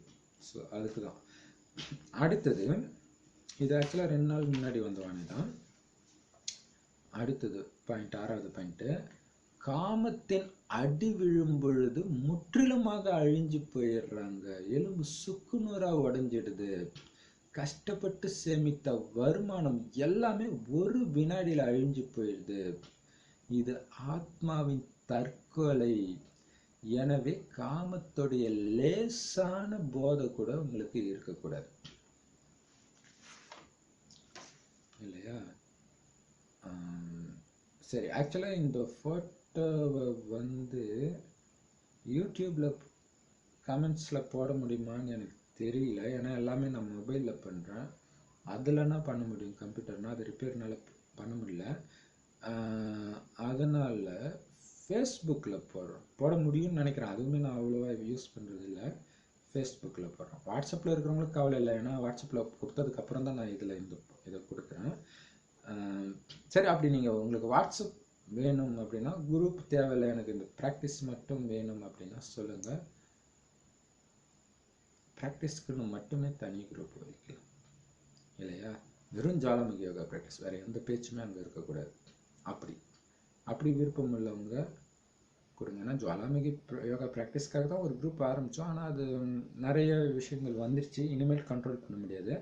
அதனால் புதுசாக ஒரு குரூப்போ அல்லது தனிப்பட்ட முறையிலே கூட அவங்களுக்கு அனுப்பலாம். தனிப்பட்ட முறையில் அனுப்புனா ஃபோன் மெமரி வீணாயிடும். அதனால் தனி குரூப் அனுப்பலாம். ஸோ இந்த ப்ராக்டிஸ் மட்டும் தேவையானவங்க அதை சொல்லி நம்பர் கொடுங்க வாட்ஸ்அப்பில். சரி, அப்போ பாப்பா சார், காமத்தின் அடி விழும்போது முற்றிலுமா அழிஞ்சிடறாங்க, எலும்பு சுக்குநூறு ஆயிடுது. கஷ்டப்பட்டு சேமித்த வருமானம் 10-20 வருஷம் சேமித்தவங்க ஒரு வினாடி சபலம் அடைகிறதுனால என்ன ஆயிடுது? எல்லா வருமானமும் அழிஞ்சிடுது. ஸோ இது ஆத்மாவுடைய தற்கொலைன்றது. ஆக்சுவலாக இன்னைக்கு வானிலை இது வந்திருக்குது, கவனிச்சிங்களா? பாபா இன்னைக்கு வானிலை என்ன சொன்னார்? ஆரம்பத்துல இருந்து கடைசி வரை தான் அரை கல்பமாக தன்னையும் கொலை செய்து மற்றவங்களையும் கொலை செய்றீங்கன்னாங்க இல்லையா? இந்த காமம் தான். அதனால காமத்துடைய லேசான போதை கூட இருக்கக்கூடாது. இது 6வது பாயிண்ட். 7வது பாயிண்ட், நீங்க அசாந்தியா இல்லைன்னா கூட இந்த உலகம் அசாந்தியானது. அதனால மற்றவங்க மூலமாக அசாந்தியான வாயு மண்டலம் உருவாகிட்டே இருக்குது. அதனால அந்த அசாந்தியான விஷயங்களை நீங்க பார்க்க கேட்க நேர்ந்தால் அந்த எண்ணங்களை அப்படியே உங்களுக்குள்ள உள்ளடக்கிக்கிட்டு அமைதியின் அதிர்வலைகளை மட்டும் நிரந்தரமாக பரப்பிக்கிட்டே இருங்க. அதுதான் உங்களுடைய வேலை. வாயினால பேசுற வேலையே கிடையாது இல்லையா? அவங்க இப்படி அந்த இப்படி அதெல்லாம் கேட்கவே கேட்காதீங்க. கேட்டாலும் இந்த காதில் வாங்கி அந்த காதில் விட்டுருங்க. நீங்கள் அமைதி கொடுத்துட்டே இருங்க. அமைதி கொடுத்துட்டே இருங்க. எல்லாம் கரெக்டாக தான் நடக்குது. நீங்கள் அமைதி கொடுத்துட்டே இருங்க. 8வது பாயிண்ட், சதா ஞான சூரியனுடைய எதிரில் இருந்து அவருடைய சர்வ குணங்களை நானும் அனுபவம் செய்து கொண்டே இருக்கிறேன் இல்லையா? அப்ப பாபா ஒளிப்புள்ளியா பார்க்கிறோம். அவர் ஞான சூரியனா இருக்கிறார். அப்ப அவரை பார்த்துக்கிட்டே அவருடைய ஞான பாயிண்ட சொல்ல சொல்ல என்ன ஆகும்? அவருடைய குணங்கள் உங்களுடைய குணங்களாக மாற்றம் அடைஞ்சுக்கிட்டே இருக்கும். உங்களுடைய குணங்களாக தாரணை ஆகிட்டே இருக்கும். அனுபவம் செஞ்சுட்டே இருப்பீங்க சர்வ குணங்களை. அது 8வது பாயிண்ட். 9வது பாயிண்ட் ரொம்ப ரொம்ப முக்கியமான பாயிண்ட். உங்களை எப்பயுமே சத்யுக மகாராஜாவை நினைங்க. அதே நேரத்தில் உங்களுக்கு தொடர்பில் வர அத்தனை பேரையும் மிக தாழ்ந்த பிரஜைகளா நினைங்க. அது எதுக்கு அப்படின்னா, அப்படி நினைச்சு நீங்க பழகிறதுனால அவங்களுடைய குறைகளை உங்களால ஏற்றுக்கொள்ளக்கூடிய பக்குவம் உங்களுக்கு வந்துடும். ஆனா பிரஜை அவங்களுடைய சமஸ்காரம் தான் காட்டுவாங்க. ஆனா நீங்க அவங்க அந்த சமஸ்காரம் காட்டினா கூட நீங்க ராஜான்ற ஞாபகம் இருக்கும்போது அந்த ராஜாவுடைய குணத்தை தான் வெளிப்படுத்துவீங்க எந்த சூழ்நிலையிலும். என்ன அந்த குணம்? உங்களுடைய எண்ணம் சொல் செயல்ல இனிமைத்தன்மையும் வள்ளல் தன்மையும் தான் வெளிப்படும். எதையும் யாசிக்கிற தன்மை வெளிப்படாது. ஏன்னா சத்யுக மகாராஜா இனிமையா தான் இருப்பார். அதனால எப்பவுமே உங்களை ராஜாவை நினைங்க, மற்றவங்களை பிரஜைன்னு நினைங்க இல்லையா? இது ஒரு சூப்பரான யுக்தி. இது பாபா டச் பண்ண பாயிண்ட். சரி, அடுத்தது 10வது பாயிண்ட். பாபாவுடைய பேரை கலங்கப்படுத்துற எந்த காரியமும் நான் செய்ய மாட்டேன். ஒவ்வொரு வினாடியும் என்னுடைய எண்ணம் சொல் செயல்னால பாபாவை வெளிப்படுத்திக்கிட்டே இருக்கிறேன். என்னுடைய ஒவ்வொரு நடத்தையும் இவன் பாபாவுடைய குழந்தை அப்படின்னு வெளிப்படுத்துற விதமாக மிக இனிமையா, பயங்கர அமைதியா, அன்பா, அதே நேரத்துல ரொம்ப ரொம்ப முக்கியம் விலகிய தன்மையோட இருக்கணும். அப்பதான் பாபாவுடைய பேர் புகழும். அப்ப நம்ம ஒரு சொற்பொழிவு நடத்த போறோம் அப்படின்னா வாய் வழியா பாபா வெளிப்படுத்த போறோம். ஆனா அதை விட ரொம்ப முக்கியம் என்னுடைய ஒவ்வொரு நடத்தையும் இவங்க இறைவனுடைய குழந்தை தான், இறைவன் கிட்ட படிக்கிறவங்க தான் வெளிப்படுத்தணும். 24 மணி நேரமும் இந்த சேவை உங்களுக்கு இருக்கு. இது போன பிராக்டிஸ்ல நாம சொன்னோம் இல்லையா? நான் மூதாதையர் ஆத்மா மற்றும் நடமாடும் ஆசிரியர், என்னுடைய ஒவ்வொரு செயலும் மற்றவங்களுக்கு பாடம் கற்பிப்பதாக இருக்க வேண்டும்ட்டு. அந்த மாதிரி இங்க ஒவ்வொரு செயலும் பாபாவை வெளிப்படுத்துறதா இருக்கணும். அல்லது ஸ்ரீநாராயணன் தான் இவங்க, ஸ்ரீநாராயணன் எதிரில் இருக்கிறேன் அப்படின்றது இருக்கணும். அதே இன்னைக்கு வரதானத்துல சொன்னதும் வச்சுக்கலாம். இவங்க இந்த உலகத்தை சார்ந்தவங்களே இல்லை, ஒளி உடலை அணிஞ்சிருக்கிறாங்க, பறந்துட்டு இருக்கிறாங்க, லேசா இருக்கிறாங்க, அப்படி அனுபவம் ஆகணும். ஸோ அதை லட்சியம் வைங்க. பாபா பேர் கேட்டுற மாதிரி எதுவுமே செய்ய மாட்டாங்க. என்னுடைய ஒவ்வொரு செயலும் பாபாவுடைய மகிமை தான். நீங்க பார்க்குறவங்க ஐயோ பாபா வந்து இவர் இப்படி மாற்றிருக்கான்னு பாபாவுடைய பேரை விளங்க செய்யணுமே தவிர, நான் பாபா குழந்தை இப்படி இருக்கிறாரு அப்படின்னு பாபா பேரை கெடுக்கிற மாதிரி காரியம் செய்யக்கூடாது. அதனால ஒவ்வொரு அசைவிலையும் அமைதித்தன்மை வெளிப்படணும், இனிமைத்தன்மை, அன்புத்தன்மை வெளிப்படணும், அதே மாதிரி பற்றற்ற தன்மையும் வெளிப்படணும். 11, எப்பொழுதும் இது ஆக்சுவலாக இன்னைக்கு பேசுனது இன்னும் அப்லோட் ஆகலை. இன்னைக்கு அப்லோட், நாளைக்கு இந்த வீடியோ பார்க்கும்போது அதுவுமே அப்லோட் ஆகிருக்கும். அதை பாருங்க. வேற சேனல், பழைய சேனல் ஜென்ரல் வீடியோஸ் போடுமே, அதில் போட்டிருப்போம். அதில் பார்த்தீங்கன்னா 3 பாயிண்ட் சாரமாக கொடுத்துருப்போம். சூப்பராக இருக்கும். ஒன்று இனிமைத்தன்மை. அதுக்கு என்ன பண்ணால் எனக்கும் எல்லாரையும் பிடிக்கும், எல்லாருக்கும் என்னையும் பிடிக்கும். இப்போ யாரை பற்றியும் நான் குறையே பார்க்க மாட்டேன். அப்போ தான் எல்லாருக்கும் என்ன பிடிக்கும். எல்லாருடைய விசேஷ குணங்களை பார்த்தாலும் மற்றவங்களுக்கும் என்ன பிடிக்கும். ஸோ அது அடுத்தது எது நடந்தாலும் அதில் கண்டிப்பாக என்னுடைய நன்மை இருக்கு. எப்பவுமே பாபா என் கூட இருக்கிறார். இது ரொம்ப பவர்ஃபுல்லான பாயிண்ட். அந்த குழந்தைங்களுக்கு அந்த விளக்கம் சொன்னது நல்லா இருந்துச்சு, அது கூட பாருங்க. சரி, அடுத்தது பாபா சொல்றாரு, ஆக்சுவலாக இப்போ சொன்ன பாயிண்ட்டே இதுல இருந்து தான் எடுத்திருக்கேன் அந்த கிளாஸ். இதுதான் பாபா சொல்றாரு பார்த்தீங்களா, ஏன்னா இதுல இருந்து எடுத்தது தான் எல்லாமே. பாபா சொல்றாருல, இந்த ஞான பாயிண்ட் பிரம்மா பாபா கூட ஞான பாயிண்ட்டை கையில் எந்த நோட்டு புக்கும் இல்லாமல் ஆசைப்பட்டுக்கிட்டே இருப்பாருன்றாங்க. அப்போ அந்த பயிற்சி இருக்கும்போது திடீர்னு நீங்கள் ஒரு இடத்துல போய் பேசணும்னா டக்குன்னு பாயிண்ட் வெளிப்படும், டாபிக் வெளிப்படும்னு சொல்லியிருக்காரு. அப்படி வெளிப்பட்டு தான் ஸ்கூலில் எடுக்கிற கிளாஸ் எல்லாமே. நீங்கள் அதை பார்க்கும்போது உங்களுக்கு புரியும். ஒவ்வொரு ஸ்கூல்லையுமே அடிப்படை பாடம் ஒன்றா இருந்தால் கூட ஒரு டாப்பிக்கை வச்சு அது பேசுகிற மாதிரி தான் அமைஞ்சிருக்கும். சரி, 11வது பாயிண்ட், எப்பொழுதும் நான் பாபாவோடு இணைந்து இருக்கிறதுனால எந்த சூழ்நிலையிலும் பாபாவுடைய துணையை நான் நிரந்தரமா அனுபவம் செய்யறேன். அதனால எல்லா சுமையும் பாபா கிட்ட ஒப்படைச்சிட்டு என்ன நடந்தாலும் எனக்கு கொஞ்சம் கூட பயம் இல்லாம பாபாவுக்கு சமமா டபுள் லைட் ஃபரிஸ்தாவா லேசா குஷியில நடனம் ஆடிக்கிட்டே இருக்கிறேன். அது மட்டும் இல்லாம எல்லாத்துலயும் நன்மை இருக்குதுன்ற இந்த ஞானம் நிறைந்த புத்திசாலிகளுக்கு ஏன் என்னன்ற கேள்வியே எழ முடியாது. அதனால திரிகால தரிசியாகி, ஏன்னா எல்லாத்துலயும் நன்மை இருக்குதுன்னு பாபா சொல்லிட்டார், 3 கால ஞானம் தெரிஞ்சிருச்சு. அதனால நஷ்டத்திலும் நன்மை அடங்கி இருக்குது. ஏன்னா என்னோட சுயம் பகவான் இருக்கிறார்னு நினைக்கிறதுனால நானும் எந்த விஷயத்திலும் குழம்ப மாட்டேன், மற்றவங்களையும் குழப்ப மாட்டேன். சூப்பர் பாயிண்ட் இல்லையா? பாருங்க, எப்பயும் பாபாவோட இணைஞ்சிருக்கிறேன், அதனால துணை அனுபவமாகுது, சுமை அனுபவமால லேசா பயமற்ற குஷியில் நடமாடிட்டு இருக்கிறேன். மேலும் எல்லாத்துலயும் நன்மை அடங்கி இருக்குதுன்றதுனால கூடவே பாபாவும் என் கூடவும் இருக்கிறாரு அப்படின்ற 3 கால ஞானம் இருக்கிறதுனால குழம்பவும் மாட்டேன், குழப்பத்துக்கு காரணமாகவும் ஆக மாட்டேன். அடுத்தது, சேவை செய்யணும் மெயின் தான், அது கூடவே தெய்வீக குணங்களும் வேணும். கோபம் வரக்கூடாது, தப்பும் தவறுமான எண்ணங்கள் வரவே கூடாது, விகாரங்களின் எந்த நோயும் இருக்கக்கூடாது. இதுல கடின உழைப்பு தேவைப்படுது. இதெல்லாம் இருந்தாதான் சேவாதாரி அப்படின்னு சொல்ல முடியும், சேவைக்கு தகுதியானவங்க இல்லையா? ஸோ சேவையோட குணம் இருக்கணும், கோபம் வரக்கூடாது, தப்பு தவறான எண்ணம், விகார நோய் இதெல்லாம் இருக்கக்கூடாது. இது 12வது பாயிண்ட். 13வது பாயிண்ட், நீங்க தூய்மையா இருக்கிறது, பவித்திரமா இருக்கிறது முடியாத காரியம்னு நீங்க நினைக்கிறதுக்கு காரணமா ஒருத்தங்க இருந்தாங்கன்னா அவங்க கூட நீங்க பேசவே கூடாது.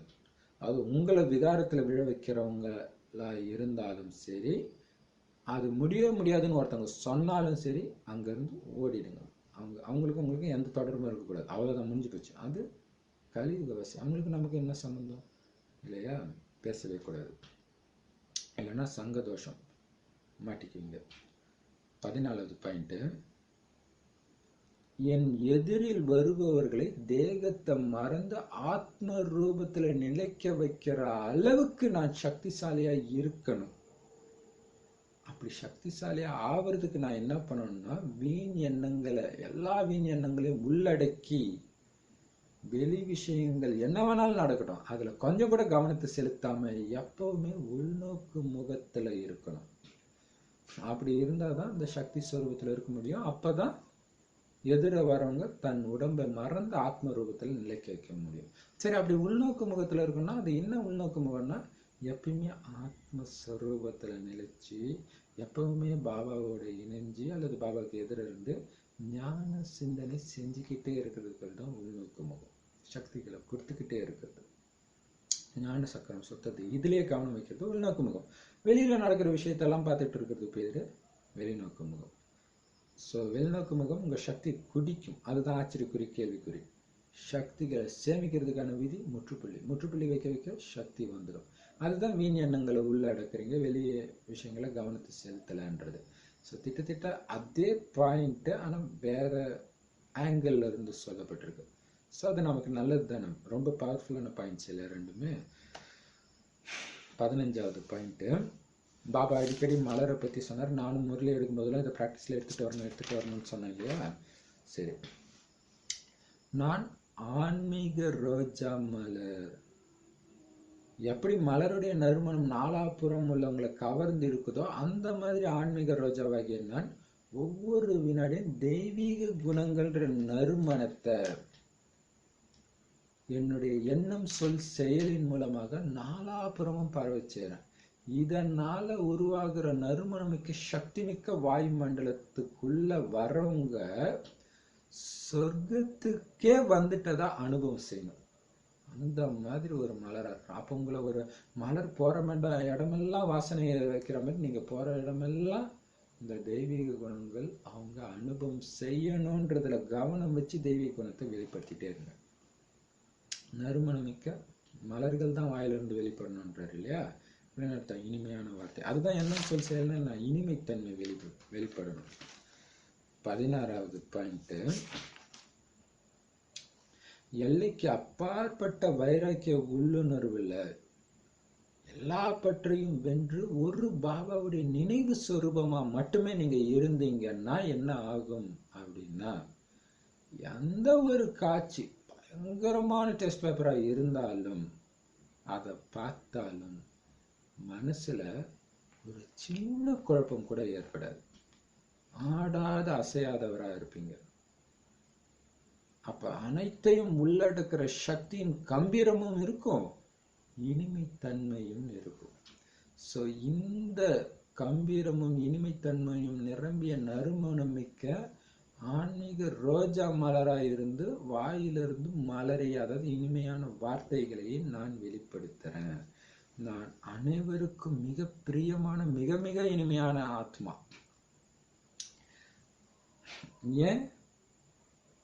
ஏன்னா இனிமையான வார்த்தைகளையே பேசுறேன், வைராக்கிய உள்ளுணர்வுல இருக்கிறேன். அதே நேரத்துல எல்லா சூக்ஷ்ம பற்றுல இருந்தும் விடுபட்டும் இருக்கிறேன். இதனால என்னை பார்த்தாலே எல்லோருக்கும் குஷி ஏற்படுது. அதே நேரத்துல நான் மற்றவங்களுடைய விசேஷ குணத்தை மட்டுமே பார்க்கிறேன். அதனால யாரை பார்த்தாலும் எனக்கும் குஷி ஏற்படுது. இதுதான் இன்னைக்கு அந்த ஸ்கூல்ல சொன்ன பாயிண்ட். இதன் மூலமாக முக்தி ஜீவன் முக்தி வாழ்க்கை, அந்த குஷி நிறைஞ்ச சத்யுக வாழ்க்கைய இப்பவே ஒவ்வொரு வினாடியும் நான் அனுபவிச்சுட்டு இருக்கிறேன். ஏன்னா வைரம் போன்ற வாழ்க்கை சங்கமயுக வாழ்க்கை இல்லையா? இதை மறந்தா மட்டும்தான் எனக்கு துக்கம் ஏற்படும். மேலும் என்னை சுத்தி நடக்கிற விஷயங்கள் எல்லாத்தையும் கண்டும் காணாம இருக்கிறேன். அப்படி இருந்தாதான் நான் எப்பயும் லேசா குஷியில பறந்துட்டே இருக்கேன். இதை மறந்தேன்னா அந்த விஷயத்துடைய சுமை என்ன பறக்க விடாது இல்லையா? இது ரொம்ப ரொம்ப பவர்ஃபுல்லான பாயிண்ட்.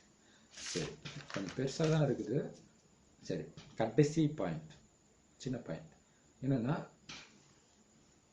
எந்த அளவுக்கு சைலன்ஸ்ல இருந்து உள்நோக்கு முகத்துல இருந்து அமைதி சக்தியை நான் சேமிச்சு வைக்கிறேனோ அந்த அளவுக்கு எண்ணங்களின் மூலமாக மற்றவங்களை நான் காரியம் செய்ய வைக்க முடியும்.